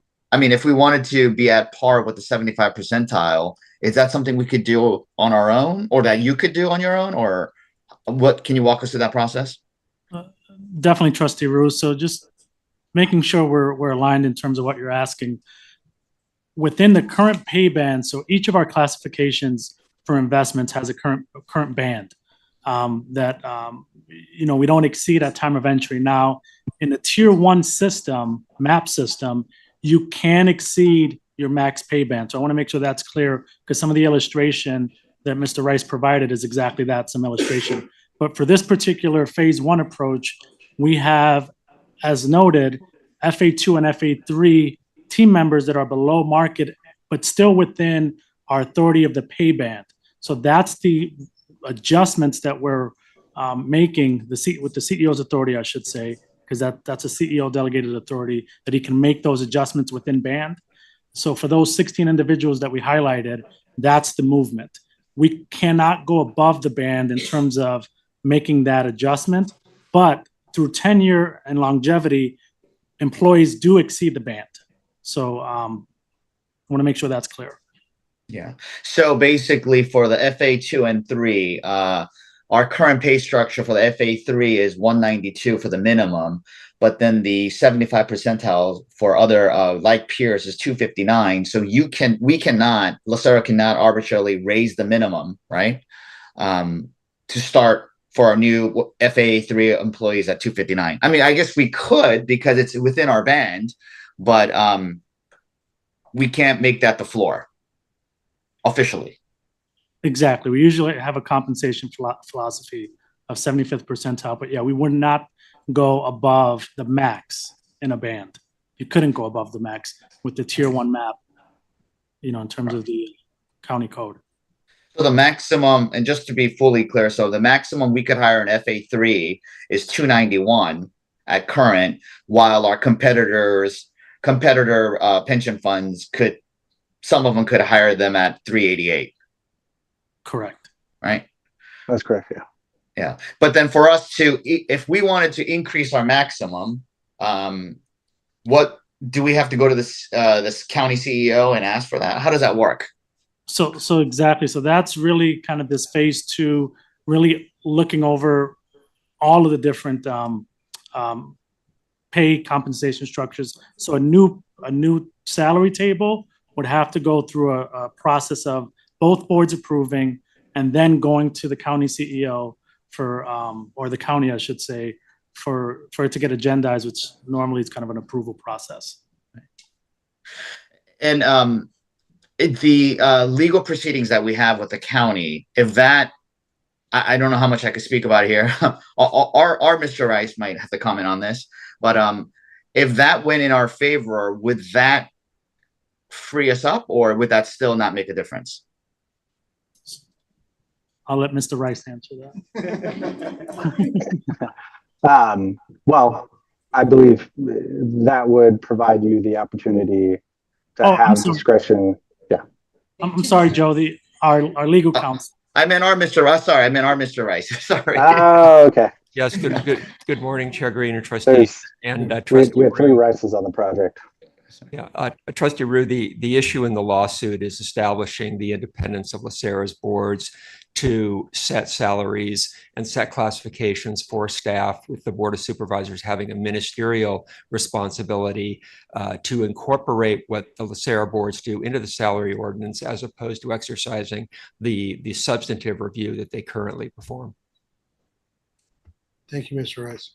So in other words, if we prevail in the lawsuit, the LACERA boards, upon approving any sort of future classification changes or salary changes, including this proposal, the Board of Supervisors would have the ministerial responsibility to incorporate that into the salary ordinance. That's great. Okay. Thank you. I look forward to our staff processing this and coming back with some scenarios and recommendations. Thank you. Yes, Co-Chair. Yeah, this question is actually for John. When you think about the type of offense you'd like to run with the staff, and the incentive compensation, is part of the problem we're solving for, is it on the attraction end? That is, that the initial thresholds when we're trying to attract top talent is too low? Is it the fact that the total compensation position or composition of it, total of it, is not there. Secondarily, when I think about some of the fine young people that, or maybe not so young, people that we've had here before that have likely moved on to other great opportunities. I can think of the young man that moved on the venture capital thing initially that helped to set up our program.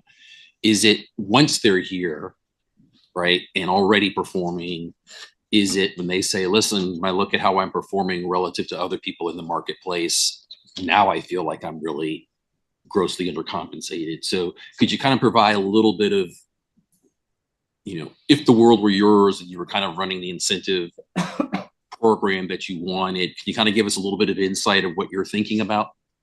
I'm stuck on if the world were mine. Yeah. I think that it's not necessarily equal measures of attract, motivate, retain. And at different points in time, I think we would need to lean on different aspects of it.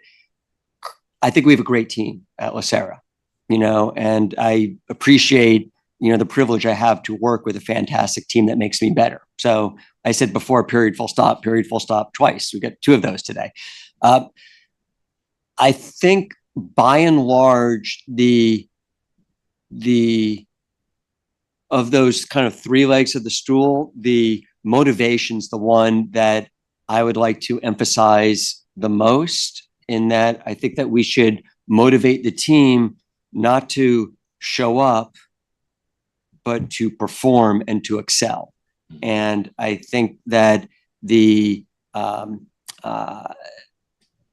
that all of us should not want to take risks, but to take calculated risks. And some of the measures can be, you have a risk component that manages risk as part of what the incentives potentially are.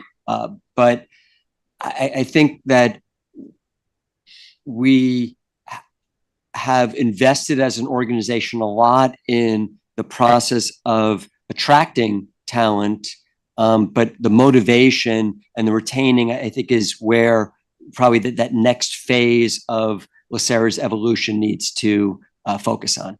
Okay. All right. Thank you. And then one last question, John, related to that. So I saw in the example that Mr. Rice set out that there's some positions that have bonus exposure to total fund, and then other positions that have bonus exposure to just the asset class. I know you and I have had a loose conversation a little bit about kind of total portfolio approach. I've sat in a few conferences where, you know, some of the CIOs kind of talk a little bit about how to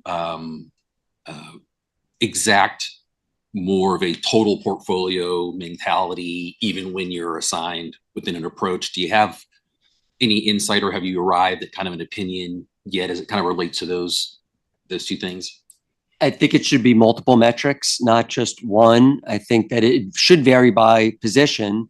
And I think that Joe Rice could be helpful in terms of what some of those other metrics are, but different plans do either a combination of some quantitative and qualitative factors. Some have risk metrics based in that you can't take more than X amount of risks, or a quality of returns, you know, like a Sharpe ratio type of metric. So I think that there are a variety of metrics that can be, that could potentially be used in the potential that this be a path that the board pursues that is more nuanced than a single metric.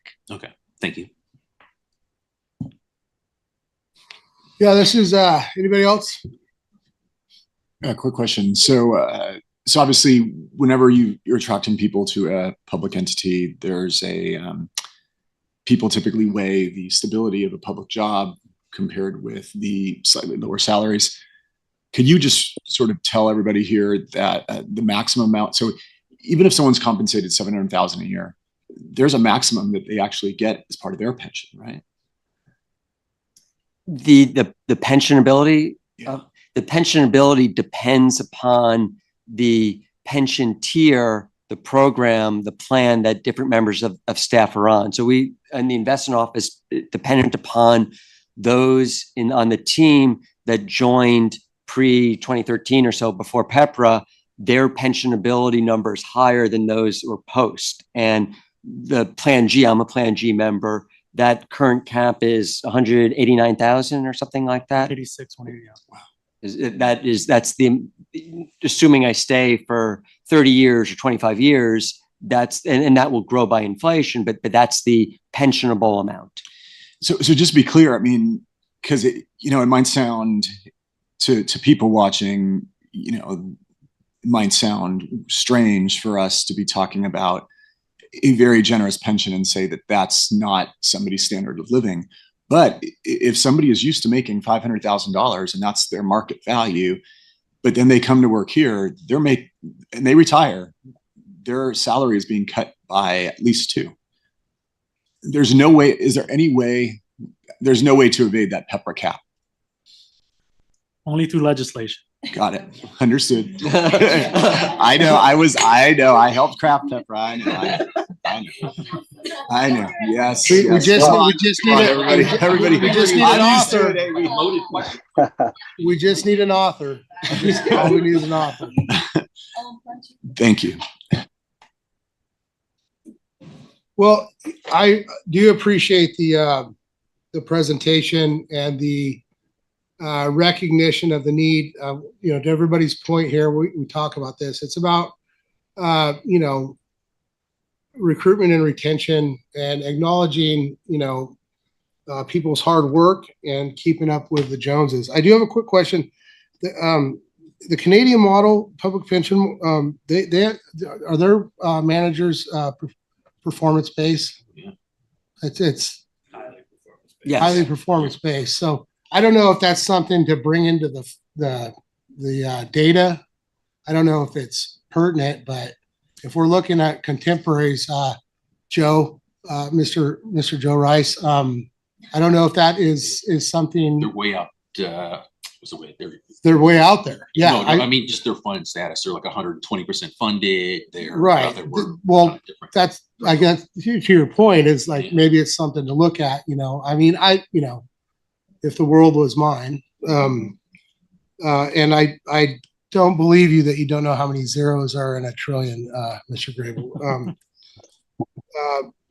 But the other thing, and yeah, I think this is great. Getting these 16 people compensated appropriately. I support it wholeheartedly. My only objection to it is I just curious about the other personnel in the financial section here. How come those are not being looked at for this increase currently?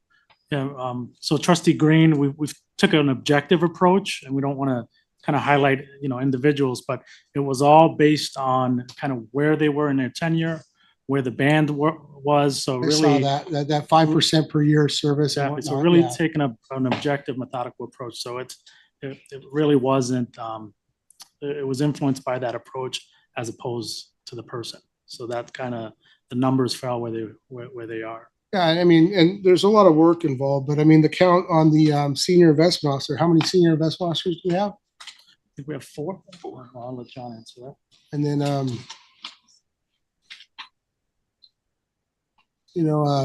I don't want to get into semantics. The objective approach, I understand, but would that objective approach also apply to some of the other individuals within the section? So the classifications that were highlighted in the market was the financial analyst 2 and 3. So it didn't the senior investment officer, the principal, the deputy, and the CIO from a base pay and pay range perspective weren't kind of called out. And I think I have one of the slides that Mr. Joe Rice had, kind of that we look at pendulum with highlighted the FA2 and FA3. FA2 and FA3 below that. So that's what we were trying to right size and really focusing on that classification. But to that end, the phase 2 will get a lot deeper into a lot of the questions that was discussed here in terms of, and I don't think no two incentive programs are alike. So we have to do what's right for LACERA, what's right, in terms of the board's appetite and, ultimately if there is one. Mr. Lugo, I appreciate you addressing this. I'm really, folk, I understand the incentive base, and that's going to be something we have to work out. I guess wouldn't it be prudent though that we, in this phase one analysis, that we not just look at the financial analysts, but we also look at the remainder of the staff comparative to the market.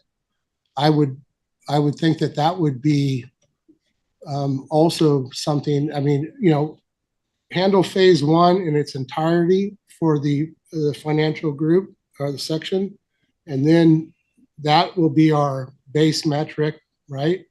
Then look at that performance base in phase two. I don't know if I'm out of order here, but yes, I want to make sure I understand your question. So you're saying look at the other classifications aside from the ones that were highlighted? FA2s and 3s. So with other individuals within that FA2, FA3, or the classifications? Because maybe Joe Rice can elaborate. Yeah, I'd say if were reviewed.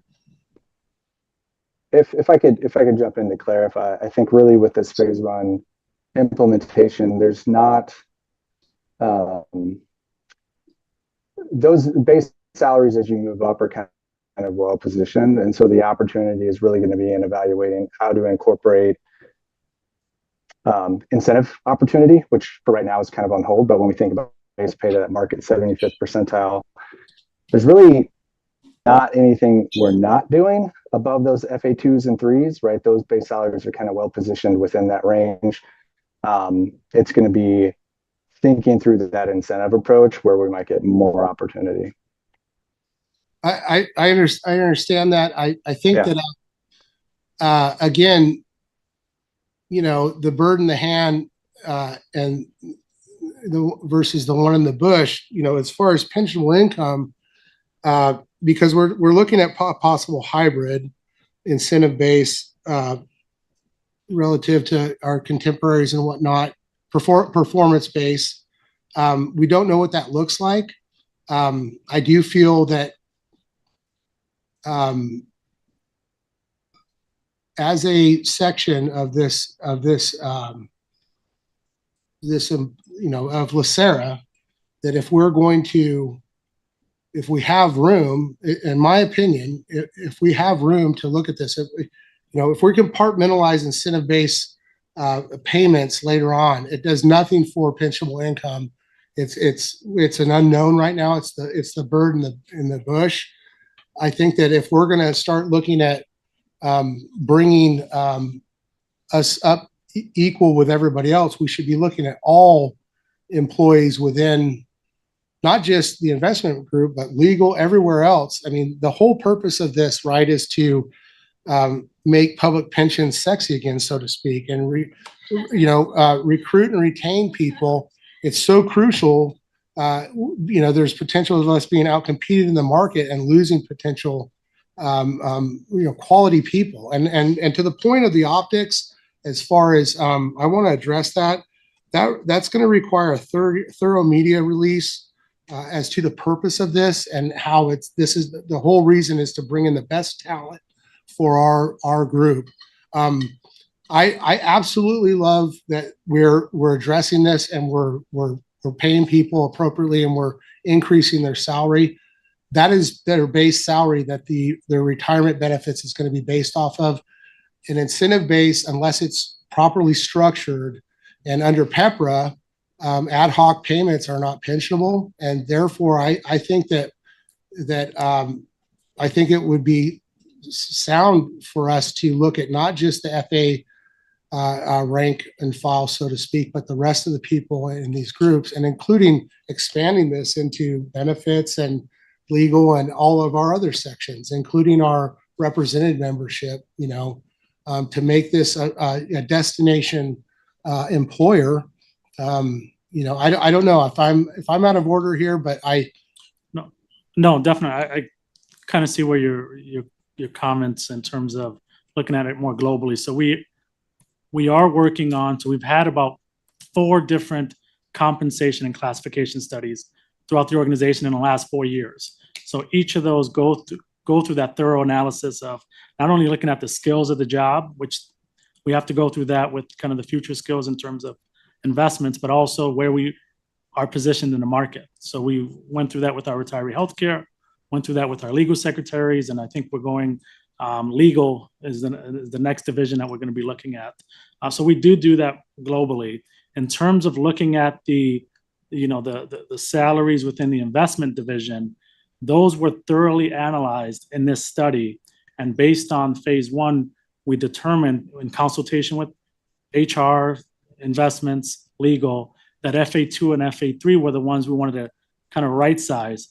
We felt that the SIO, the PIO, the deputy and the CIO, from a base pay perspective, we're in line. Now, from that, I think we'll address a lot of these with the incentives. The other piece I want to identify is some of the information that Joe Rice has within his presentation doesn't correlate exactly to the current base pay within the investment division. So like anyone under a tier one MAP plan, which I'm under investments, some of the other, you can go beyond that base pay. So it's not, so I want to make sure if you're looking at some of the charts, it's not a direct reflection. So that analysis that our analysis took the current base pay into consideration. That may not be reflected in the presentation.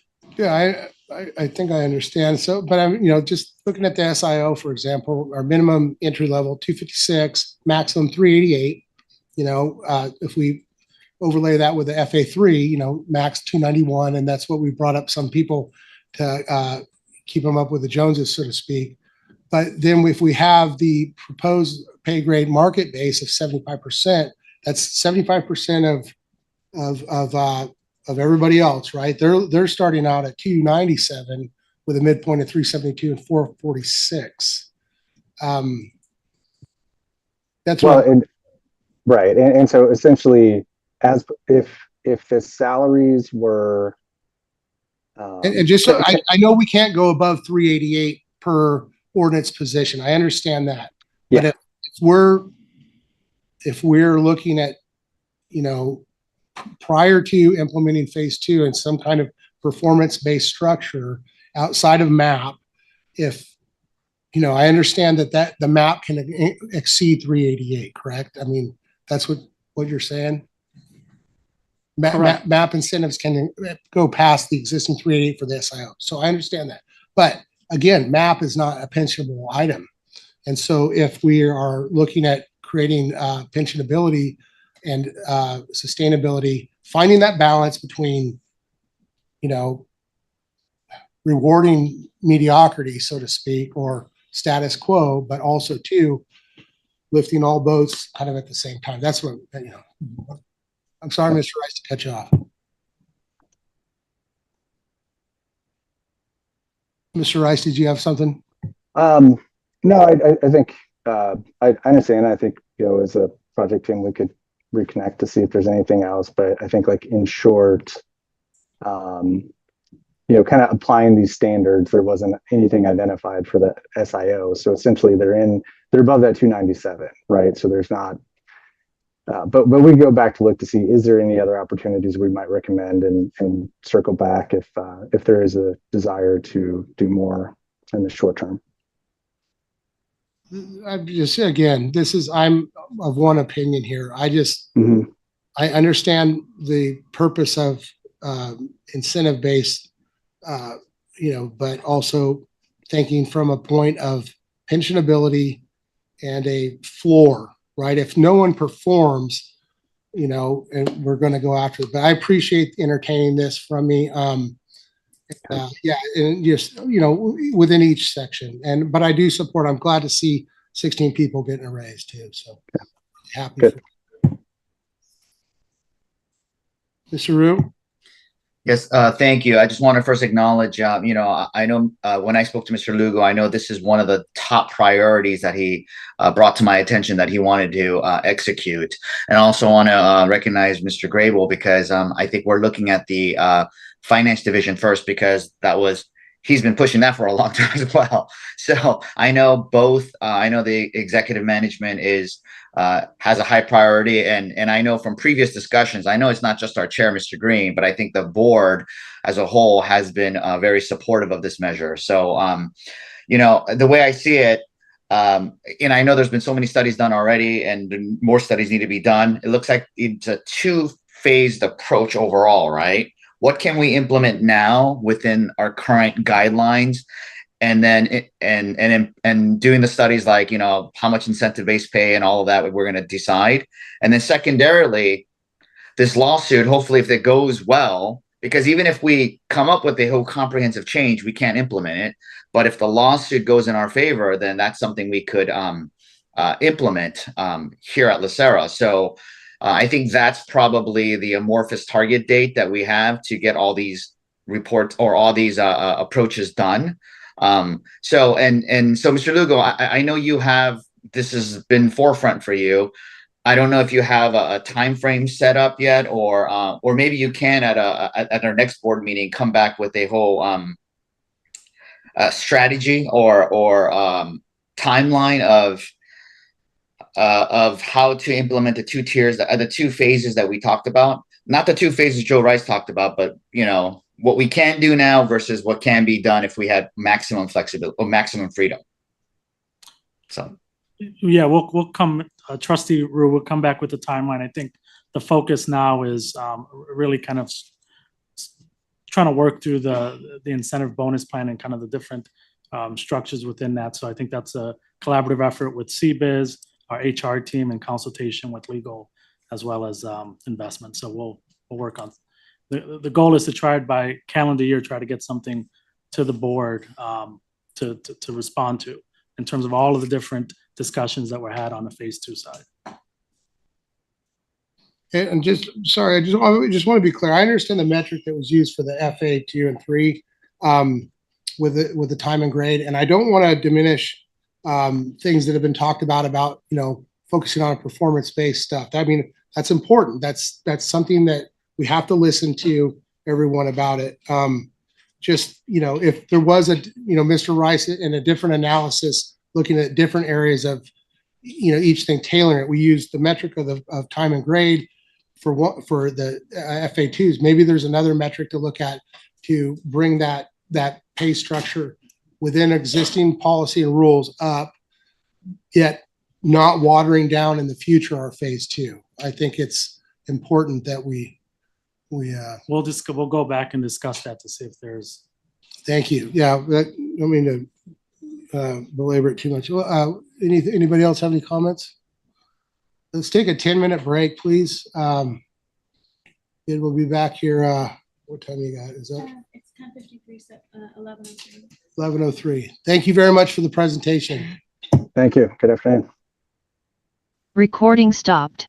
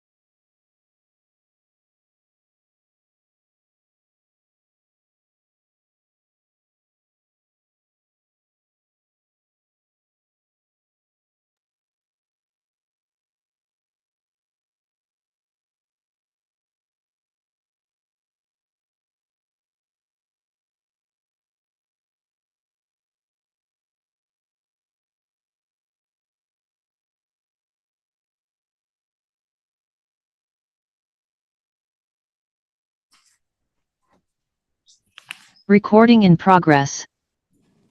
Hello. Good morning, Chair Green, trustees. This item covers the build out of the private investments in the OPEB Master Trust. And just a reminder, the OPEB Trust pre-funds post-employee benefit, healthcare benefits, and includes 3 participants, the Los Angeles County, LACERA, and the Superior Court. The trust is distinct from the pension fund with a board-approved actuarial rate of return, strategic asset allocation, and its own investment policy statement. The portfolio analytics is the team responsible for the day-to-day investment and operational activities of the OPEB Trust, which as of December 31st had a market value of $4.4 billion. Now, for several years, the OPEB was invested in public equity, fixed income, cash, but in 2021, the board adopted a strategic asset allocation that introduced private market investments to enhance the diversification and return potential of the OPEB as it grows over time. Now, adding private markets to the OPEB was a significant step in its evolution. And given the size of the OPEB, for efficiency and expedient deployment of a multi-asset mandate, a dedicated separate account advisor is used to implement the program.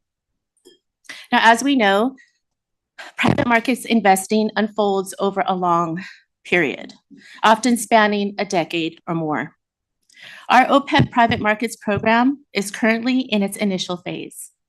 I encourage us to consider this as we examine early indicators of performance, as well as the value metrics today. Now, following our presentation, we will shift from the OPEB to the pension plan, where asset class teams will present on 5 emerging manager programs.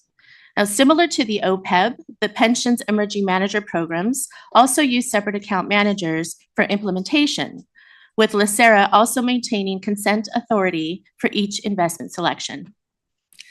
And that said, just to ensure clarity, wanted to double click on the fact that OPEB private market program is a discrete effort and is not an emerging manager program. With that background, I'll hand it to the mic to Catherine. Thank you, Esme. This slide shows the timeline of events for the OPEB private markets mandate. As Esme mentioned earlier, a private markets mandate was approved in 2021. After, a search was launched and Hamilton Lane was selected as a separate account manager in 2022. The program was established as a 5-year program with roughly $1 billion to invest. In mid-2023, the first commitments were made to 5 asset categories: private equity, private credit, real estate, natural resources, and infrastructure. In 2024, the board approved another OPEB strategic asset allocation, which increased the private markets allocation from 18% to 21%. We are currently in year 3 of the program with $539 million in commitments. We anticipate another $500 to $700 million to be committed in 2025. Commitments are the contractual amounts of capital that we have agreed to make to a fund. That money is not invested all at once. Instead, it is drawn down over time as funds find attractive deals.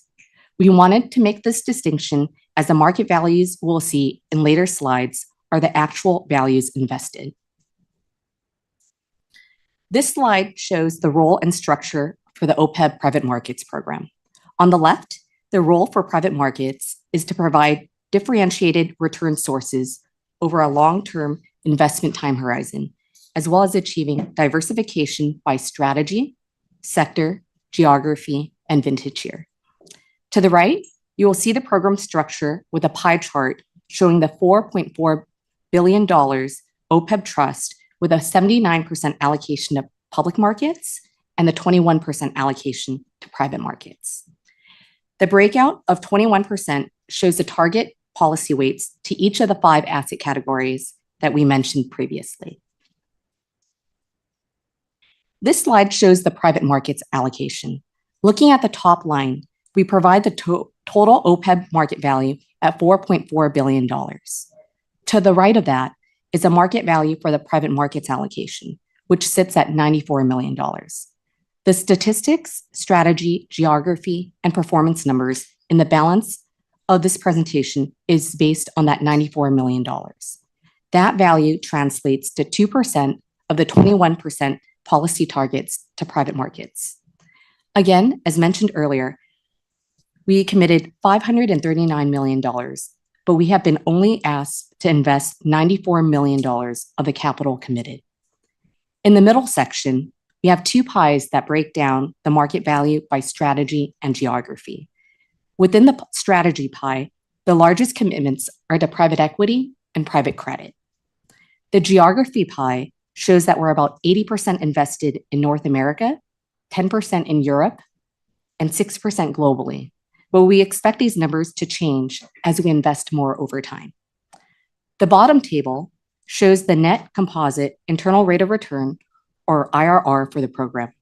The Hamilton Lane program has an inception to date of June 2023. The return of 14%, despite being only a year and a half into the program, is trending positively. On this slide, we show the breakout of the 5 sub-asset classes by market value and returns.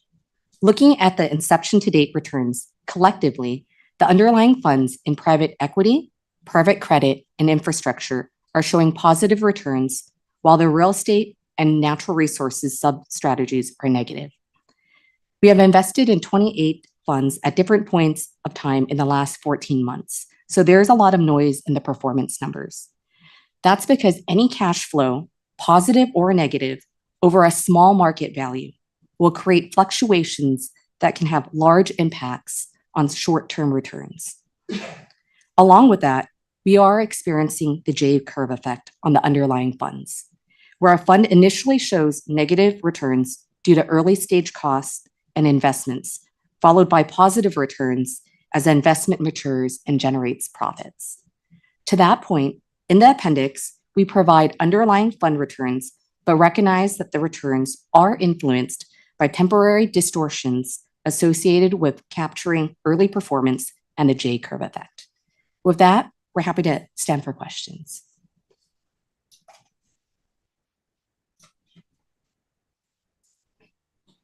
And hearing none, thank you for the presentation. Thank you. Oh, yes, absolutely. I think I've asked this question 3 times already, but I'm just not getting the answer that's satisfying me. So right now, the money is going into the OPEB to fund LACERA's retirement benefits in the future. It's not a retirement benefit. It's the acronym OPEB is other post-employment benefit. Okay, not the pension benefits, healthcare. I'm sorry, I use the word benefits, not as money as healthcare. So maybe that's part of the problem. I'm probably not asking the question right. But so where is that money coming from now? So there are a total of 7 participants. Yes. In the total OPEB program. The OPEB Master Trust includes 3 sub-participants, the County, LACERA, and the Superior Court, who are actively investing to pre-fund the liability. So for the OPEB Master Trust, specifically what we were discussing today, it is the County, LACERA, and the Superior Court. Right, I get that part. Okay. What I don't get is we're pre-funding so that in the future, it comes straight from the OPEB. For the 3 participants. For the 3 participants. That is correct. Where is that? So LA County gets its benefits from, gets its retirement, healthcare benefits, healthcare benefits from the PAYGO, from the county general fund or wherever it comes from. Where does LACERA's come from right now? The overarching program is a program of the county. So the county's also paying LACERA's and the Superior Courts? No. Okay. In the sense that for the overall program, yeah, there's the retiree health program. Okay. If you like. Oh, yeah. Yeah, I think Laura can answer it. Okay. Good morning, through the chair, Ms. Langton. LACERA also does PAYGO. Through the county. It is part of our budget. we pay the retiree healthcare component of it For your own retirees. for our own LACERA retirees. Okay. Each of those entities pay their portion of PAYGO as well as into the trust. So the Superior Court pays its own too right now? Yes. Okay, that's what I needed to hear. Okay, thank you Does that so much. assist you? Yes, thank you. And it's probably part of the problem. I use the word benefits so vaguely or generally, but yes, retirement. And eventually the pay-go will cease to Yes. exist and Mhm. That's my OPEB will be understanding. funding. Yeah, Ms. Meat? Thank you, Chair. Thank you for presentation, Kathy and Esme. My question is going to be so easy. You can handle it. So I'd like to know a little bit more about, Hamilton Lane, how we manage it. Do we give them the fund for or the whole private market investment and set up a certain parameter of allocation, and then they go about following those guidelines, or we just hand it over them, let them make the decision, let them make the allocation?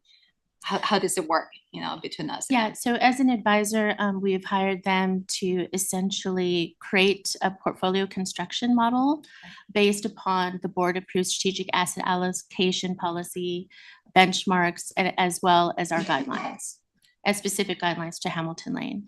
From there, they do source and recommend managers that they have conducted investment and operational due diligence on. Those are brought to the team.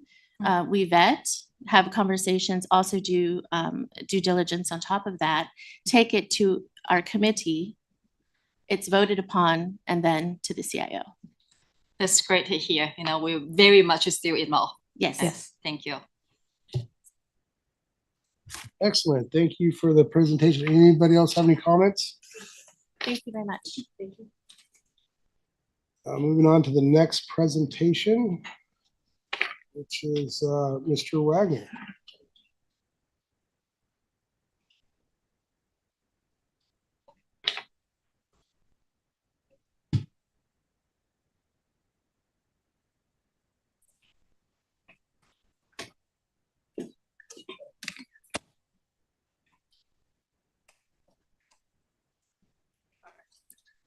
Morning, Mr. Chair and members of the board. As Esmeralda alluded to in her opening comments, this will be the first of 5 presentations on emerging manager programs that are all part of various functional categories. The private equity program and the global equity program all come under my purview as the person who oversees the growth equity or the growth functional category.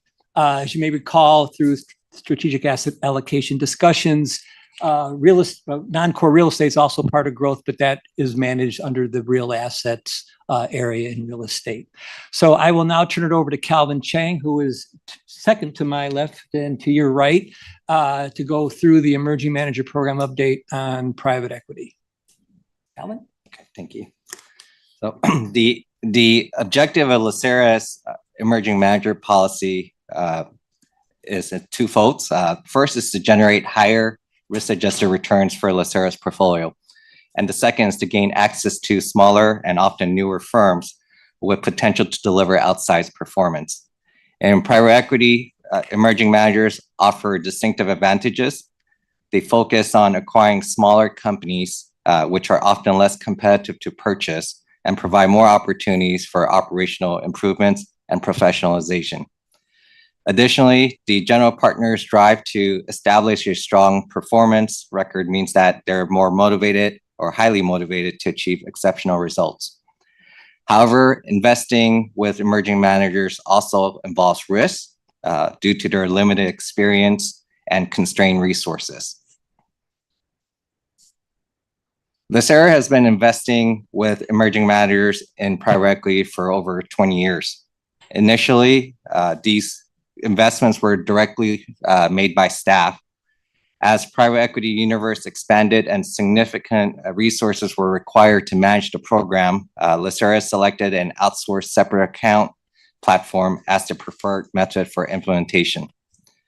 Over the years, LACERA has approved $650 million in commitments to JP Morgan, and most recently $400 million to Hamilton Lane after a competitive RFP process. The emerging manager strategy is an important element, allowing us to partner with promising managers before they become widely known and face capacity limitations. The private equity emerging manager program is governed by guidelines outlined in the board-approved structure review. For venture capital, which typically invest in startups, we define emerging managers as firms with funds within the first 3 institutional fund series and fund sizes under $400 million. For buyout and global equity, which focuses on more mature companies, the limit is higher at $1 billion. For the program, we allocate up to 40% to venture capital and growth equity, with the remainder in buyouts. A key goal of the program is to graduate managers from the platform to the core program when they outgrow these limits, or potentially even earlier as they return to the market with a new fund. Private equity is an integral part of LACERA's investment strategy because it provides access to opportunities that aren't available in public markets. These are privately held companies, often high growth, that require long-term capital. Historically, private equity has generated higher returns than public markets over the long run. By investing with emerging managers, we gain access to even a broader set of private market opportunities. LACERA has about $560 million of market value allocated to private equity emerging manager program. Our exposure is predominantly invested in US-based managers, with about 30% allocated internationally. By strategy, approximately 69% of the program is invested in buyout funds, with the remainder in growth equity and venture capital. Since inception, the program has delivered a net 20% IRR return. While near-term results fluctuate, the long-term results highlight the benefit of a diversified strategy. Notably, the benchmark for historical periods not shown here, but the public market index plus 200 basis points would have yielded about a 12% return, meaning the program has outperformed that benchmark by 8%. Looking at JP Morgan's portfolio, most of the investments are in harvesting phase, where investments were made several years ago or are being sold and cash is being delivered back to LACERA. Presented here are 4 tranches of commitments to JP Morgan. The portfolio have faced some challenges in the short term, primarily due to the underperformance from venture managers. Additionally, the significant underperformance relative to its benchmark is largely due to the valuation disconnects between private markets and public markets, particularly during volatile periods when private markets take longer to adjust. Hamilton Lane's portfolio is still early in its investment cycle and has faced some J-curve effects similar to OPEP's private markets portfolio, as Catherine discussed in the prior discussion. Since LACERA's partnership with Hamilton Lane for the Emerging Manager Program in 2022, they have committed $110 million out of the $400 million mandate across 8 managers. Notably, only $27 million of that $110 million has been called, and $83 million remains unfunded. Capital deployment is gradual process in private equity, with investments being made over time as opportunities arise rather than all at once. All the investments are in the initial growth stage, and returns won't fully materialize for several more years. And like JP Morgan, Hamilton Lane has lagged its benchmark so far, driven by the same valuation dynamics. This concludes our prepared remarks. We'll open up for any comments and questions before we move forward to the next presentation.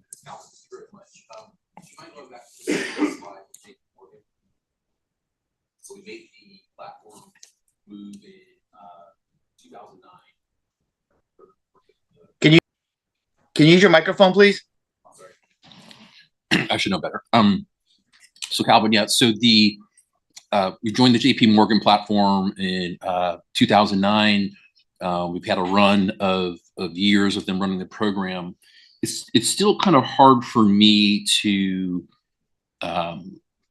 get a measure of how well they performed or not. Like I see the 5-year benchmark performance, and then you explain kind of some of the short-term issues, and that there's some that are still coming on. But for our first time effort in it, and if we're comparing it to the universe of other emerging managers, kind of in that period, how do we feel about what they delivered? And then one, and then two, what lessons from an emerging manager perspective, right? Both in our selection process, subsequently with Hamilton Lane, and how we may be, I guess, managing them, right? How well do we feel that we've learned something from the JP Morgan experience that better makes the likelihood of our experience with Hamilton Lane better? Okay. So the first question on, performance. So most of the track record in the prior slide here is actually attributable to JP Morgan. Right. So the long-term track record, about 20% return, does beat the benchmark by 8%. And so by that context, it's doing well, in my opinion. Mm-hmm. Is that kind of an expectation? I mean, do we feel good about that? I mean, do we have a higher expectation, maybe a little bit from that, or do we feel like it's beating the benchmark at the 8 points is sufficient? I'm just trying to, as a best in class, we make that movement. This is just one of the many dimensions that we want to be best in class. And so I just want to get an understanding of how you're viewing it, and then how we are making the improvements internally to continue to be good at selection, good at consent in their selections of managers. Yes. So part of the performance also, I don't have, exact data, but based on conversations with other, consultants, including ours, our program is considered one of the gold standards, or, has done well historically for emerging management programs. So that's context. In terms of learning experiences, for LACERA, based on our experience in the first go around with JP Morgan, we learned that a lot of the underlying managers did not, underlying managers believe that their responsibilities and they believe that essentially JP Morgan were the owners of the fund for many years. And so things that we changed is that we have greater connectivity with all of our manager sets coming in. So prior to any of the potential commitments that we make, we actually have discussions with the managers directly and discuss through kind of our expectations and growth potential into graduating into our core program. And so often now, we are on the LPACs of these managers. In the past, I don't recall us having any with the JP Morgan relationship. Right. And so that's, I would say, is the key difference, where we're significantly more connected directly. I appreciate you saying that, because I have the privilege sometimes of being on conferences talking about our emerging manager program, how we're approaching things through that. And I emphasize what John always talks about in terms of Tide, in terms of Alpha. And then when it gets down to a best practices implementation level, I don't want to overspeak about what we're doing in terms of generating our results. So I appreciate the distinction that you made there, John. Just to build on what Calvin said, because that's absolutely true. The other key learning is portfolio construction, that the program was obviously the right program at the time, but the returns were in most part driven by co-investments, and co-investments aren't scalable in terms of graduation. So if you look at the program, the returns are good, but the graduation rate may not have been what we had hoped. Thank you for the clarity. Appreciate it. Mr. Ayo. Thank you. And actually, in the same line of questions, on the same slide here, slide 8. So you said the 10-year benchmark, JP Morgan outperformed by 8%. So I guess the private equity benchmark where it has little dashes should be 12. Yes. Okay. And I don't want to just pick on JP Morgan. So the previous slide, number 7. So the 5-year benchmark, obviously, the emerging markets outperformed by a little, and you're saying the 10-year outperformed by 8%, but the 1-year is 3%. I mean, way underperformed. Can you explain a little bit more about that? Yes, that is the disconnect between public markets and private market valuations. And so there's generally a lag in private market valuations in either direction, up or down. And in this period, the last few years, we've seen the public markets take off with the Mag 7, and private markets have been slower to adjust. But isn't the benchmark the private equity? I mean, it's the emerging managers are investing in private equity, right? Emerging managers are investing in private equity, but the benchmark here is the MSCI equity. Oh, okay. When it said private equity, okay, I see. All right. And you know, and again, I'm fully supportive of this program. I mean, irrespective of this, I mean, I think this is a great program. Only thing I could ask is in the future when you come back, and I know you done it before, but if you could give a breakdown of the profile of the various funds, fund managers that are currently that were invested in, that would be great to see. Yes, we'll do that, and also it's in the appendix, but if there's additional, there it is. That's right. Yeah, we could do that too. And for slide 9, Hamilton Lane is committed 110 out of the 400 that we gave them so far. Are they on track or are they behind or? So this is as of 12/31. Since then, there's about another $40 million that are in the ground or just about to be closed. And additionally, there are a couple more add-ons, adjustments, and investments that will be made. So we're thinking another 60 million is going to be added here. So we're around 170. That is a little behind pacing because we're pacing for $100 million per year. And now this fund has been invested since 23. And so we're slightly behind, but it's also good to be gradual and to be conservative here in the approach rather than just deploy everything at once. Great. And do we have robust people applying? I mean, applying for the emerging market program? The pipeline is managed by Hamilton Lane, and so there are a big world or the emerging manager universe is large, and so it's currently the most active. So we categorize it in 2 categories. One is just the universe, and then the second is what is most actionable. And so in the most recent conversations with Hamilton Lane, the most actionable list is about 18, meaning they could close that, or they're looking deeply into it and close in the next 3 to 6 months. And so it is vast. Okay, thank you. Ms. Langton. Thank you. Thank you for the presentation. When LACERA, provides, I'm assuming the RFP was for 400 million, and we gave them 110 million initially. Do we hold the other 290 million until they're ready, or how does that work?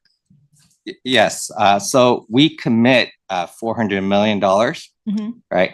And so Hampton Lane, through their pacing, you know, in a perfect scenario would be $100 million a year, would deploy that, recommit that to individual managers. Now the managers would call capital, it's because in private equity, not everything gets deployed at once. You know, they look for companies to purchase and opportunities and deploy. And so far through December, $27 million has been called. So we, you know, in that example, in this example here, just 27 went out the door. Right. So where's the other? Oh, it's in our bank account. In ours? Yes. They don't even have the 110 million yet? That's just legally committed. Okay, got it. Thank you. Yes, me. Thank you. So my question may apply to all the immersion manager program. I'd like to understand a little bit better the criteria, you know, how they graduated and how we decide to invest of them directly, the manager, and what if, you know, in the timeline 5 to 7 years they don't graduate? What happened to managers? Well, the performance and scalability is an important item when we evaluate the potential, right? It's because all managers are diligenced the same way once they meet the criteria as any other core program manager. So it's you know, it's investability. So often emerging managers, you know, they are 1 or 2 partners, and a very small firm, and so stability of the team is important, and their ability to generate returns is also key, right? So proof of concept for us is important before we consider. So a lot of the managers in that 18 pipeline example, 15 are under $500 million in the funds they're raising. So that's kind of the line where, you know, for LACERA wanting to put $100 million, you know, commit to $100 million, right? Is where, you know, we could get comfortable. It has to also scale first. So what happened when they don't graduate in 5 to 7 years? If they don't graduate, it you know, it's in the program and generates the returns, but it phases out as they just redistribute the capital back to us. Thank you. Did you have another question? Thanks for the presentation. I just have one quick question. The net IRR is after all the fees and everything. That's our commitment to each one of these. I'm looking at slides 12 and 13 and whatnot. So that's our contribution, the market value on the left column. And then we have our net, that's our net IR with the performance. But the cliff note at the bottom there, number 3, so the total market value excludes SMA manager incentive fee accrual. I'm sorry, I'm trying to. Okay, I will. I'm a little confused because the net IR is what we have, that minus fees and everything else. That's what we got, and then but their total fund is excluding the fees. Yeah. So what's listed here is indeed correct. It's net of all the fees at a manager level, right? But overlay in the SMA relationship here with JP Morgan, there is a incentive fee for JP Morgan. And so that footnote is just saying that it excludes that, or their portion of the accrual, that what is owed to them is not included as part of the market value here. Okay, gotcha. So that's the market value, and whatever they're getting paid on top of it is not, but that's what we have to look at as far as our market value investment. Yeah, this is more of a as an individual relationship with directly with the managers, what it would have returned on a net basis. Okay, thank you. Anybody else? Thanks for the presentation, guys. Thank you.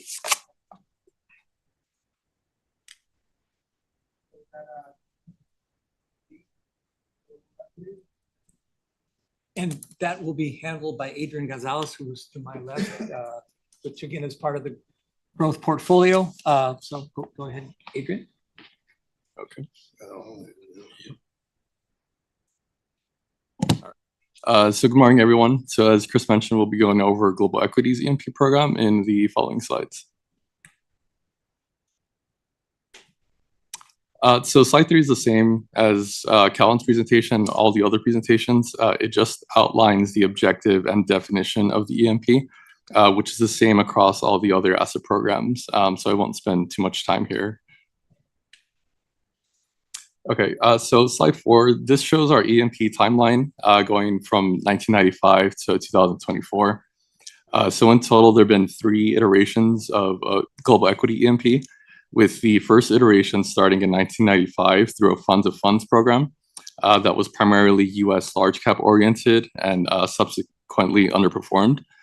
So as a result, the fund of funds program was switched to focus on direct hires and expanded to a global scope instead of just being primarily US oriented, which resulted in 3 hires in 2018.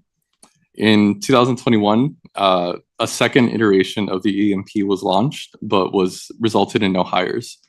And so the third iteration, which is the current iteration, and is what we'll be discussing today, was adopted in 2022 using a separate account manager structure and was funded in the middle of last year with $935 million invested. So on this slide, we have our guidelines. So as a reminder, the Global Equity EMP has a range of 0 to 10% of the global equity portfolio and is looking for newer up-and-coming firms that typically have fewer assets under management than larger firms and or may lack a long tenured track record. So the Global Equity EMP guidelines define this as firms that ideally have less than 3 billion in AUM, are privately owned, typically less than 10 years old, and have at least 5 years of experience managing a strategy similar to the ones LACERA invests in. So this slide is similar to the one that Callum presented, which gives an illustrated representation of the risk and return profiles of our functional asset class, which is growth. So global equity, as Chris mentioned, falls under the growth functional asset class, which is circled in green at the top. So the role of global equity is to obtain market beta exposure and then utilize our non-passive strategies, such as the EMP, to seek excess returns. Here we have some key metrics on the global equity EMP. So as of 12/31, the EMP made up about 3.9% of the global equity portfolio, which is again within our range of 0 to 10%. And that is split between our 2 separate account managers of Leia and Alpha, which you can see on the pie chart on the left. On the pie chart on the right, you'll see the allocations to geography in aggregate between both Leia and Alpha. So performance-wise, the EMP has underperformed its benchmark inception to date, and we'll take a closer look at the performance on the next few slides. So just as a quick reminder, as I previously mentioned, Leia and Alpha are the 2 separate account managers. So on this slide, we have the sub-managers that are under the Leia separate account mandate.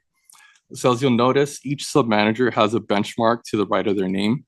So for example, if we take a look at Distillate Capital on the second line item, their manager-specific benchmark is the S&P 500, which is the benchmark that Distillate is trying to outperform against. So all these individual sub-managers all get rolled up in aggregate to the Leia composite line item, which is highlighted in blue at the bottom. So in summary, the individual sub-managers all have different benchmarks, but in aggregate, they all get rolled up into the Leia composite and are benchmarked against the ACWI IMI.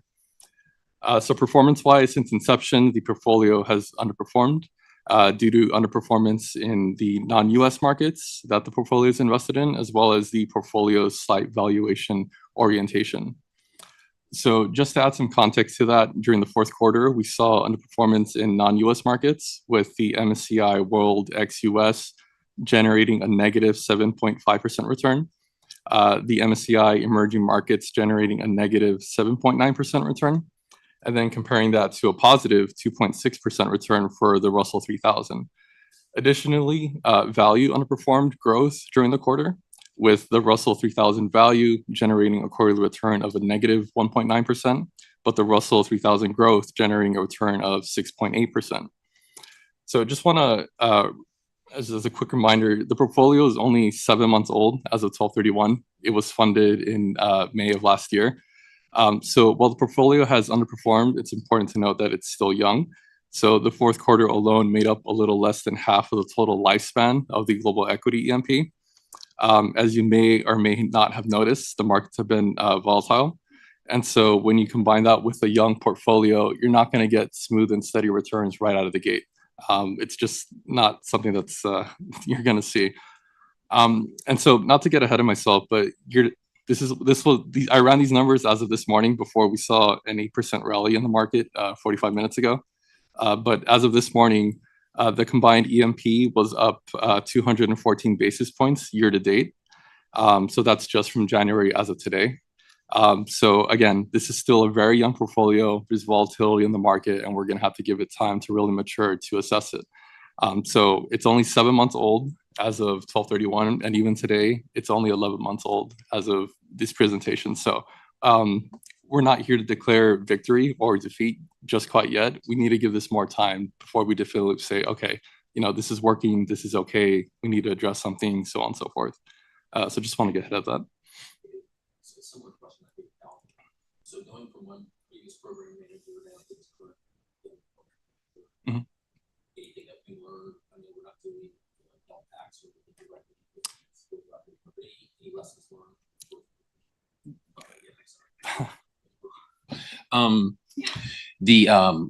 So just a question there about having gone to the second manager program on this one. Any lessons that we learned in terms of from the prior experience that we're bringing into this one in terms of the manager selected, in terms of how we're engaging with them at that level? Yeah. Yeah. So let me just go back a couple slides so it'll be a little easier to address. So the first, there we go. So the first EMP goes back to 1995. And so this was a fund of funds program that primarily just targeted US large cap managers.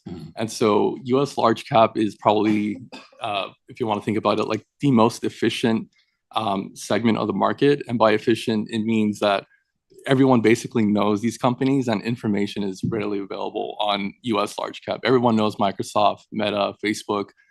There's 20, 30 analysts covering it. So anyone could like follow the news really easily on these companies and invest in them. And so any information that gets released about these companies gets, addressed by the markets immediately.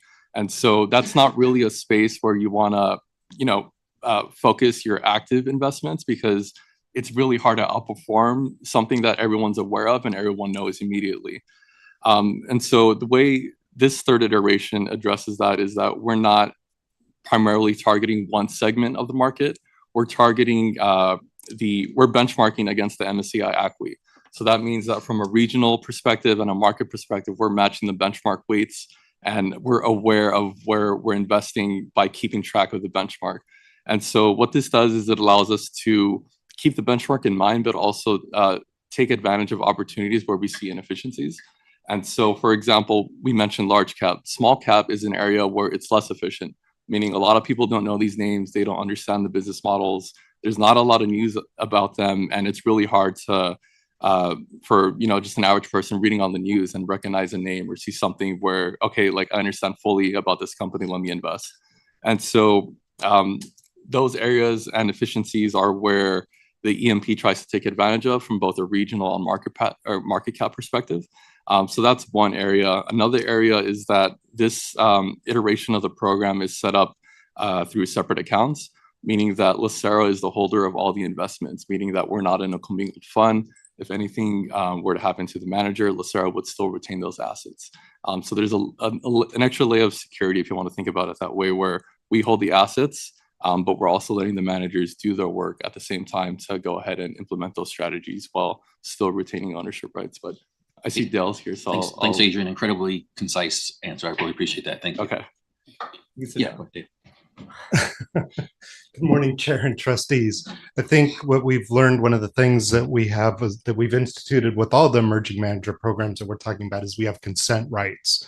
So while we had guidelines for the program, it was up entirely to the manager what sub-managers they were bringing into the portfolio. Now we have the ability to assess those managers as they bring them in for fit and also our comfort level, because we do a lot of our own due diligence on the strategies as well. So as there's turnover, we're able to then also do our diligence and opine whether we think these are reasonable managers to fit the portfolio and the expectations going forward. Okay, thank you for the additional clarification. Yep. Mhm. Well, Yeah, awesome. You got break eggs to make an omelet, right? So Yeah. let's keep that thing cooking. Thanks for the presentation. Anybody else? Oh, no, there's still going. I cut him short about 4 Okay. slides. He's still Oh. It's okay. No worries. Let me skip forward to that real quick. Track here. Yeah. And the We just got a appendix? couple more. All right, just one more slide.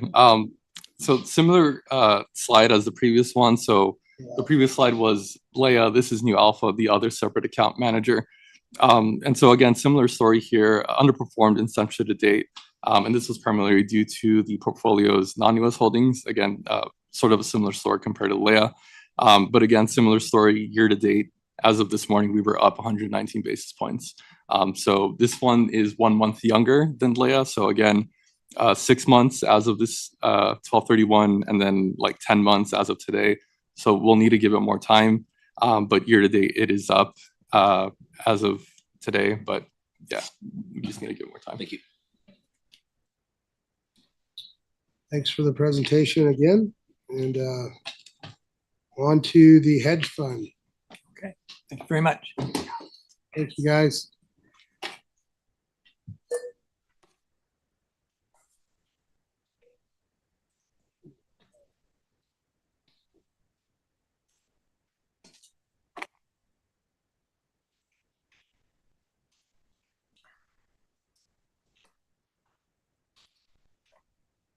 Good morning, Mr. Chairman and trustees. As we continue our overview of LACERA's emerging manager programs, we turn now to the credit functional category, item 7E. My colleague Jason Choi and I are here on behalf of the 7-member team within the investment staff that's responsible for oversight of all credit managers, both emerging and developed. The team consists of 5 people whose names are on the cover memo in your package, as well as 2 unsung heroes, people who work in the background, providing analytical and administrative support. A shout out to Sergej Tamazian and Cynthia Lachey. Now, in the case of the Emerging Manager Program, we partner with a firm called Stable Asset Management. Stable was selected via an open competitive search, and they're responsible for sourcing, for manager diligence, for portfolio rebalancing, though as Dale just mentioned, LACERA retains consent authority. Stable also provides strategic, operational, and marketing guidance to these emerging managers. Now, after the presentation for this segment concludes, Jason and I will stay here. We'll transition to the overview of the Emerging Manager Program, which is for the risk reduction and mitigation functional category. So without further delay, I'll turn it over to Jason. Thanks, Vache, and good morning, Chair and trustees. As you mentioned, I'll cover an update and overview on the Credit Emerging Manager Program. Before I dig into it, I'll just note that we intentionally tried to format these EMP slides similarly for ease of digestion, so excuse the redundancy. And with that, I'll dig in. So as mentioned, this slide is identical, so I'll be brief here and just reiterate that LACERA's policy allows for flexibility in the definition for emerging managers across asset classes, and I'll cover the credit-specific definition in a later slide. For some background on the program, the Credit Emerging Manager Program, or EMP for short, is relatively new, hence the shorter timeline here. The program commenced in 2022 when Stable Asset Management was selected to manage the program in an outsourced separate account. As Vache mentioned, Stable performs manager sourcing, diligence, and portfolio management while adhering to the established program guidelines, as well as LACERA's investment policy statement. The first dollars of the credit EMP were deployed in 2022, and at that time, the program only applied to illiquid credit. Since then, we've had a strategic asset allocation exercise, which included the recategorization of the credit asset class. Specifically, liquid and illiquid credit were consolidated into one holistic category. And during an investment guideline review last year, The credit E&P similarly evolved to cover credit more broadly. The E&P portfolio is still under development and currently has a roster of 5 managers. Here we have the governing guidelines for the program. These guidelines are consistent with those of the overarching credit portfolio with the same policy benchmark, which is a 70-30 blend of bank loans to high yield, along with a 100 basis point spread. As previously mentioned, the definition for emerging managers varies across asset classes, but for credit at LACERA, the definition is a firm with less than $1 billion in assets under management, with a track record of less than 5 years of managing institutional capital. In addition, the firm must be at least 2/3 internally owned. Now zooming out a bit, in the context of the total fund, the credit emerging managers are meant to fulfill the same role as the broad credit portfolio. The credit functional category, circled here in green, stands in the middle of the risk return spectrum between risk reduction and mitigation and growth. This middle or moderate position is a key underlying theme for how we think of credit. The credit portfolio seeks balanced outcomes through current income, moderate total returns, and a moderate risk and liquidity profile.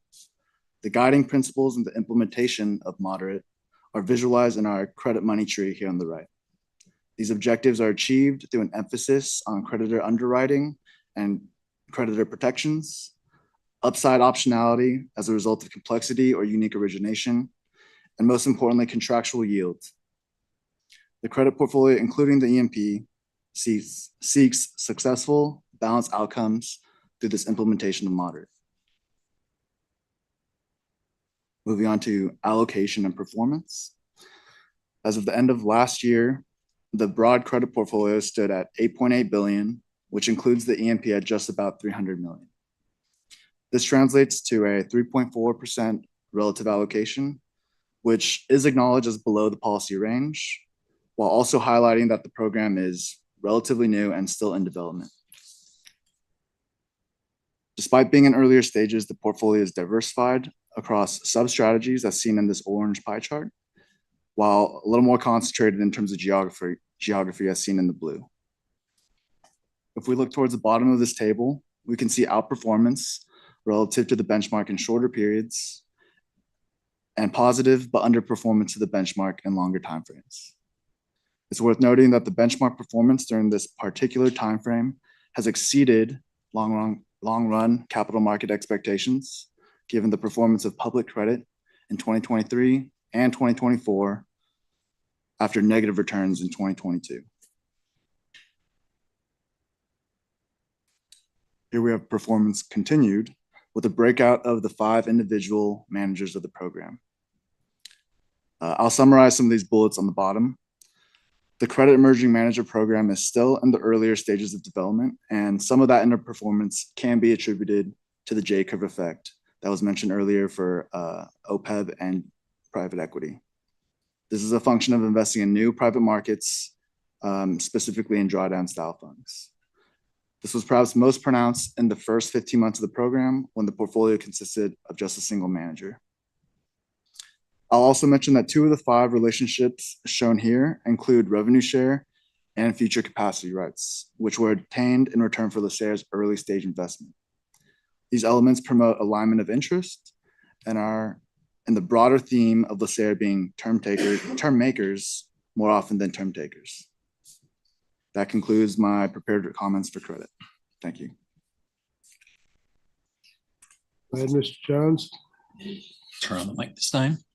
So a general question, and John, you contributed this too, is do you feel, and I know Harborview is probably considered kind of like top of the class in terms of private credit managers that's out there, but do you feel like we're seeing overall in our program the best of the best emerging managers? Like, are we considered a place that they want to get their early capital from? Can you talk about it at least from the perspective of the private credit thing, and then maybe John more broadly? I believe we are, so long as they fit our program parameters and guidelines. Mm-hmm. So from a sourcing perspective, you feel like when you look across it, I think it was Calvin that talked about the universe before, and then the ones that kind of meet the criteria in general, do you kind of feel like we're seeing the best of what's out there, right? They're coming to us as much as we'd like to see them. I believe so, and I'll flip that question around. The way I think of it is our partner, Stable, doing a good enough job of screening the universe? Mm. And I believe they are. Okay. To add to that, so yes, I agree with that.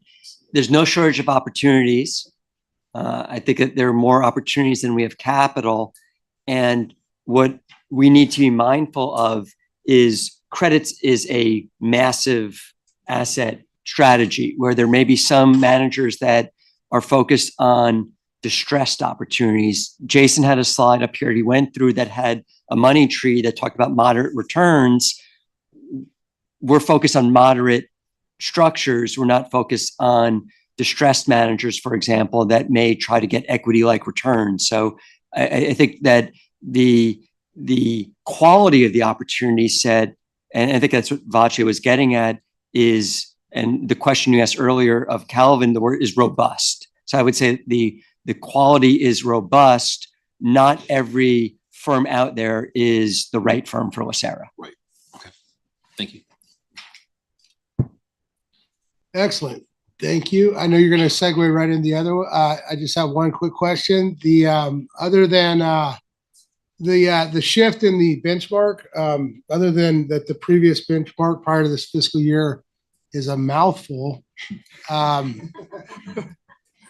mean, other than that, what was the move to change that benchmark? Was it just something in your guys' analysis that it was a better fit, or? That was an outgrowth of the close to 9-month strategic asset allocation review process.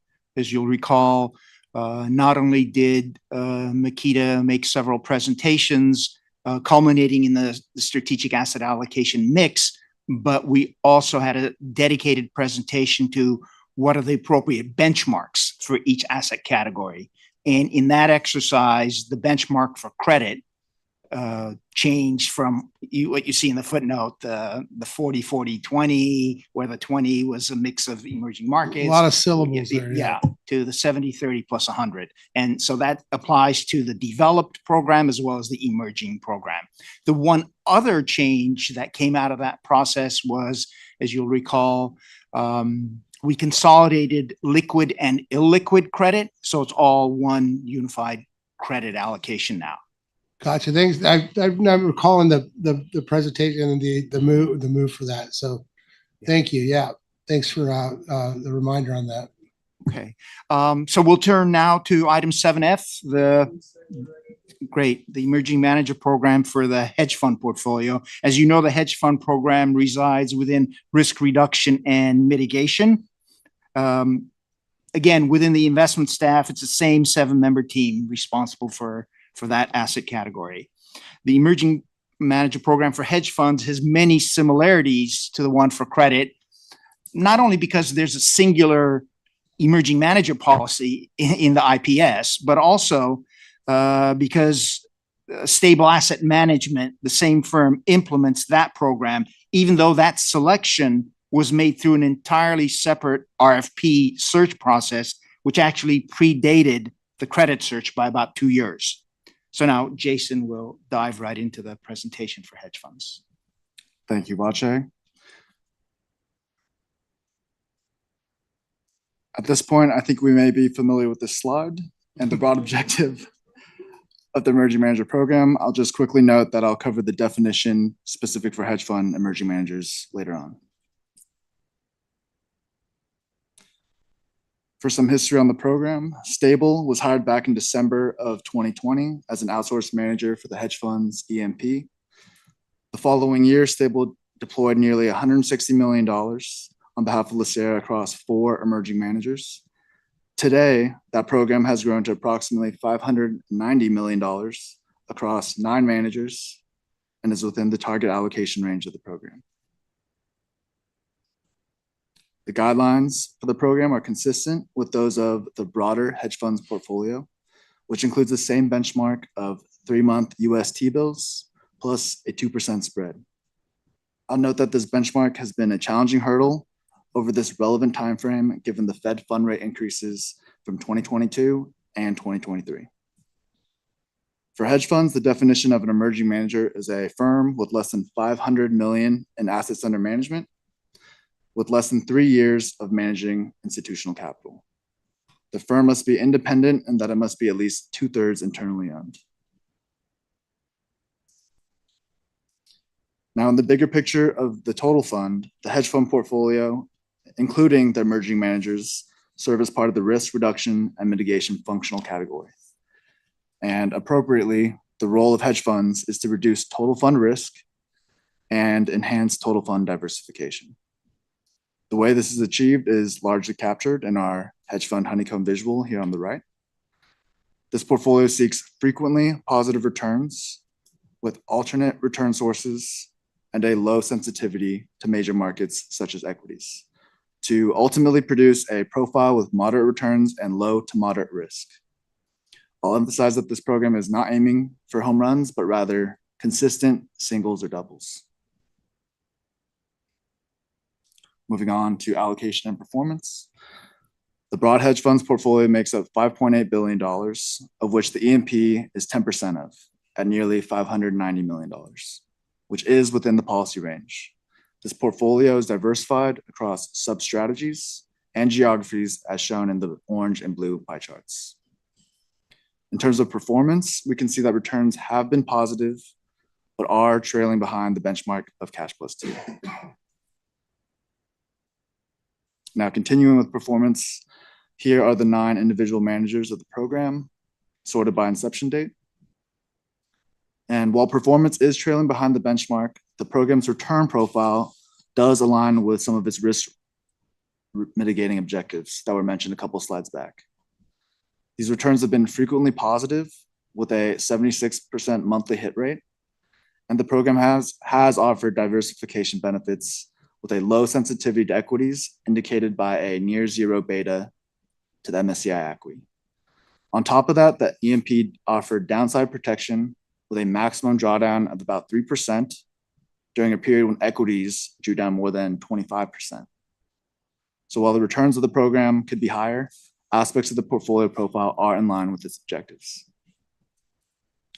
Lastly, I'll note that 8 of the 9 partnerships here include a revenue share as well as future capacity rights, similar to the Credit Emerging Manager Program.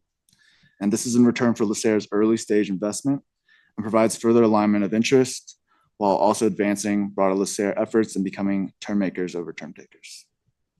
That concludes my prepared remarks. Go ahead, Mr. Jones. Jason, so real quick, and then again, John, on this. So is the revenue share interest, is that kind of like a standard part of the way we approach maximizing being the early money in the emerging manager program? Does that go across all asset classes or? Yes, that is a standard part of our program. As Jason mentioned, and we do have revenue share and capacity rights in 8 of the 9 cases. Over the arc of history of the program, and I'm not sure how long that particular element of the capacity rights and everything has existed, have we had an emerging manager that we were in early, and then in subsequent funds and things as they progressed, have we participated? Have we started to see some return on that particular term? Yes, we are receiving revenue share right now. Okay. I'll point out that we track those separately from what I'll call LP returns. Yes, yes. Because we want, on the numbers that are on the screen, we want to see what any investor in the fund would earn. Mm-hmm. But we do track the revenue share. At some point away from this, I would just love to see what that looks like. I mean, I assume it's still nascent and small in there, but it's just nice to know. And again, I'm thinking about the opportunities when I have to share about the program and what we're doing from a best-in-class, best practices standpoint. I'd like to be able to kind of refer to. Trustee Jones, I can answer that right now. For the credit program, which is newer, that amount is de minimis. But for the hedge fund program, which is a little bit more long-lived, right? That we call it SOI for shared ownership income, is $5.7 million to date. Okay, gotcha. Thank you. Thank you very much, you guys. Appreciate it. last presentation, the real estate and real assets for the MP program update.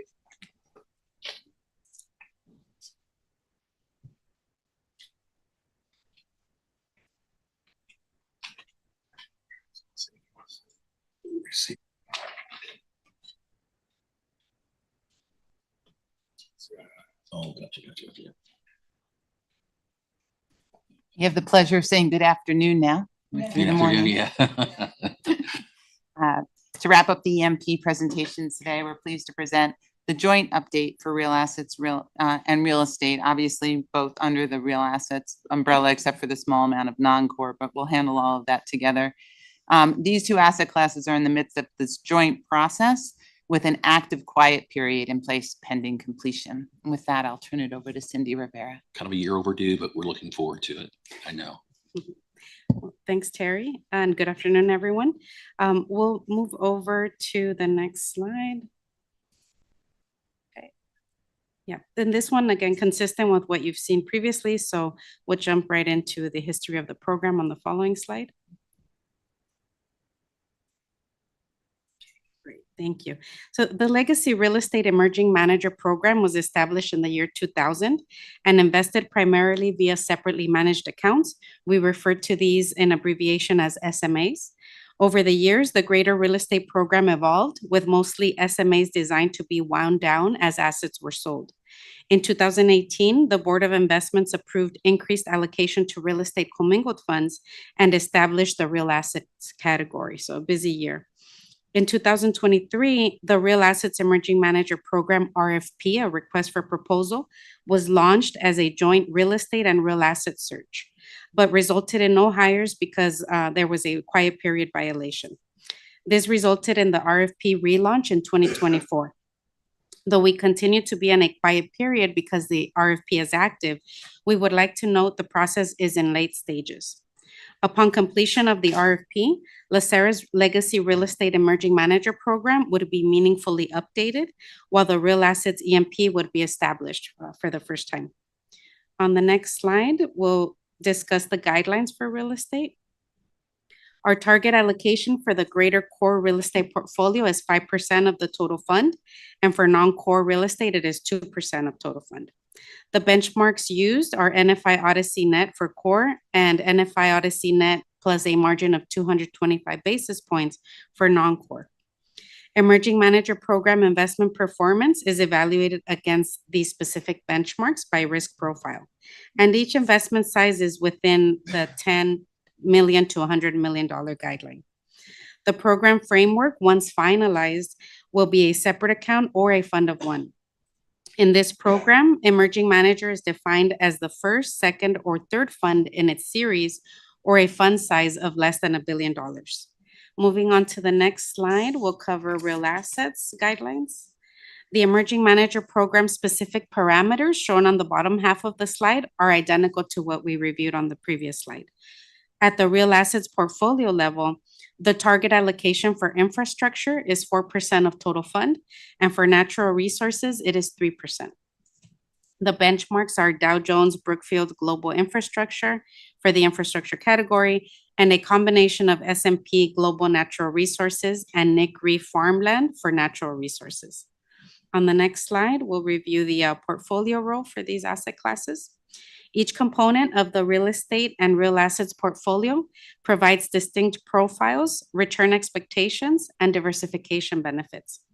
Core real estate focuses on capital preservation and stable yields from rents, while non-core real estate emphasizes growth and total return. These assets, or for real assets, including infrastructure and natural resources, this provides income and hedge against inflation. These assets offer diversification benefits and are assumed to have low correlation with other asset classes. On the next slide, we'll review the status and next steps. Currently, the request for proposal process for manager selection is nearing conclusion. Per the published RFP, one or more managers will be chosen for the real estate and real assets emerging manager programs. Upon completion of the RFP process, staff will provide a full report to the Board of Investments. This concludes our prepared remarks, and we're happy to stand for questions or comments. Mr. Jones? Yeah, I mean, just by no fault of anybody else is here, but just I know just anxious to get on with the program here. This has been the kind of last asset in the group on this. So we can't really speak of any prior learnings per se from the program at all. No do more we have so. do we have a benchmark? Do we Yeah. know of a fund that is doing especially well with their EMP in the real estate, real assets area? One that we're chasing down? No, I think we're establishing the program, I think, based on the feedback that we've gotten and in line with the RFP.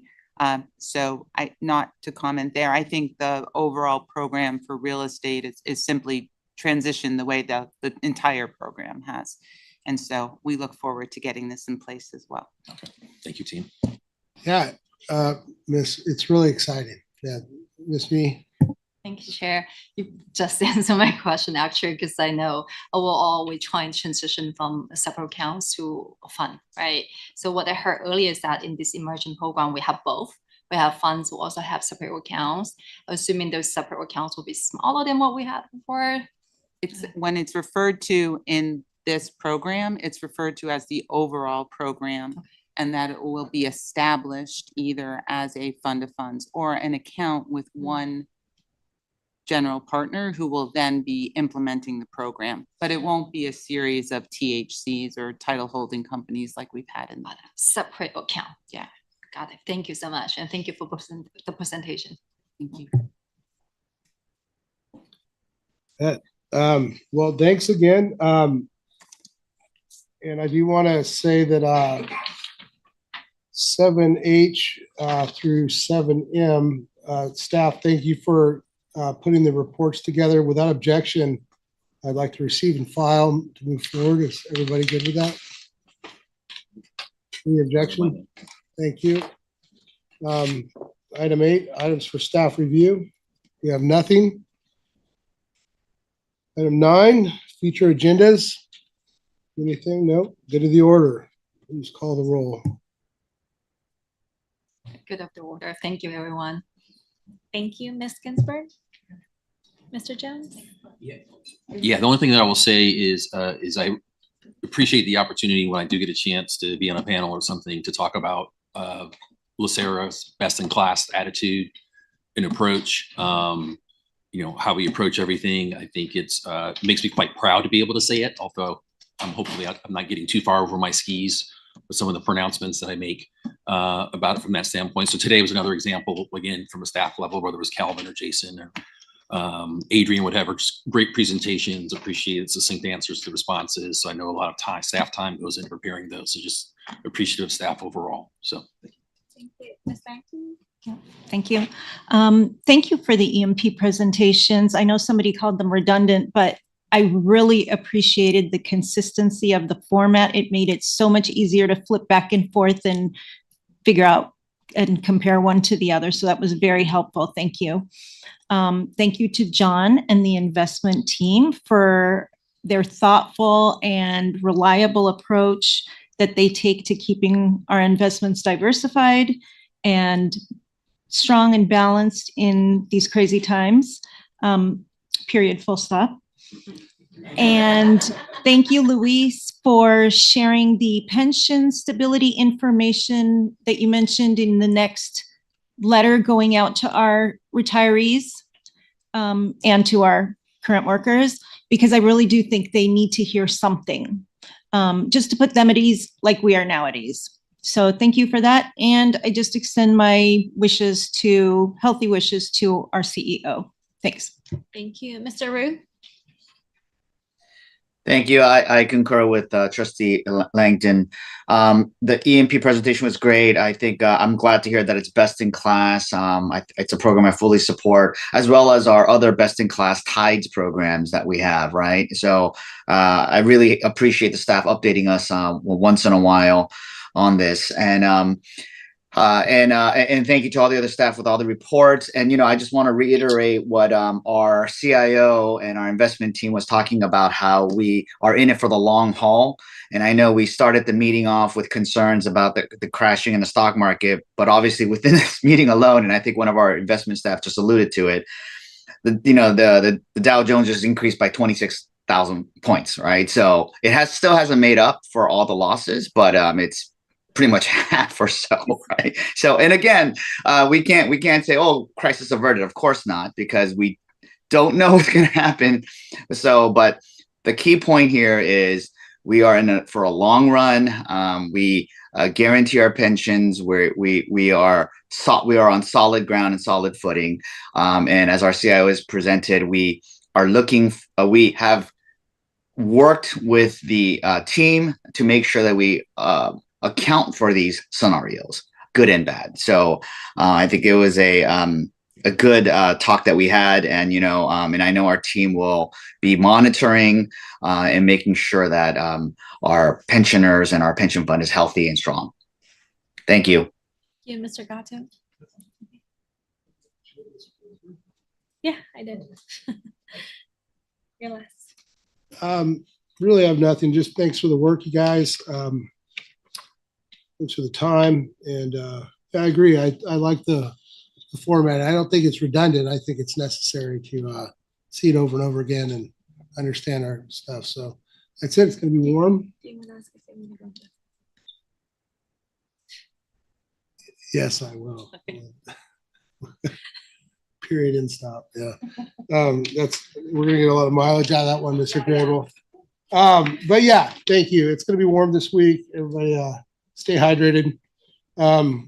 Without objection, Mr. Wagner, if there's does anybody want to discuss the informational piece that's in the executive session?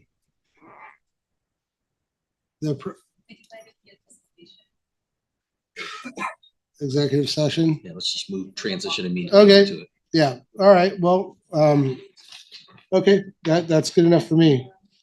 All right. Well, let's take a quick 5-minute break. Yeah. 5-minute break, and then we'll come back for executive session. Thanks, everybody. Recording stopped.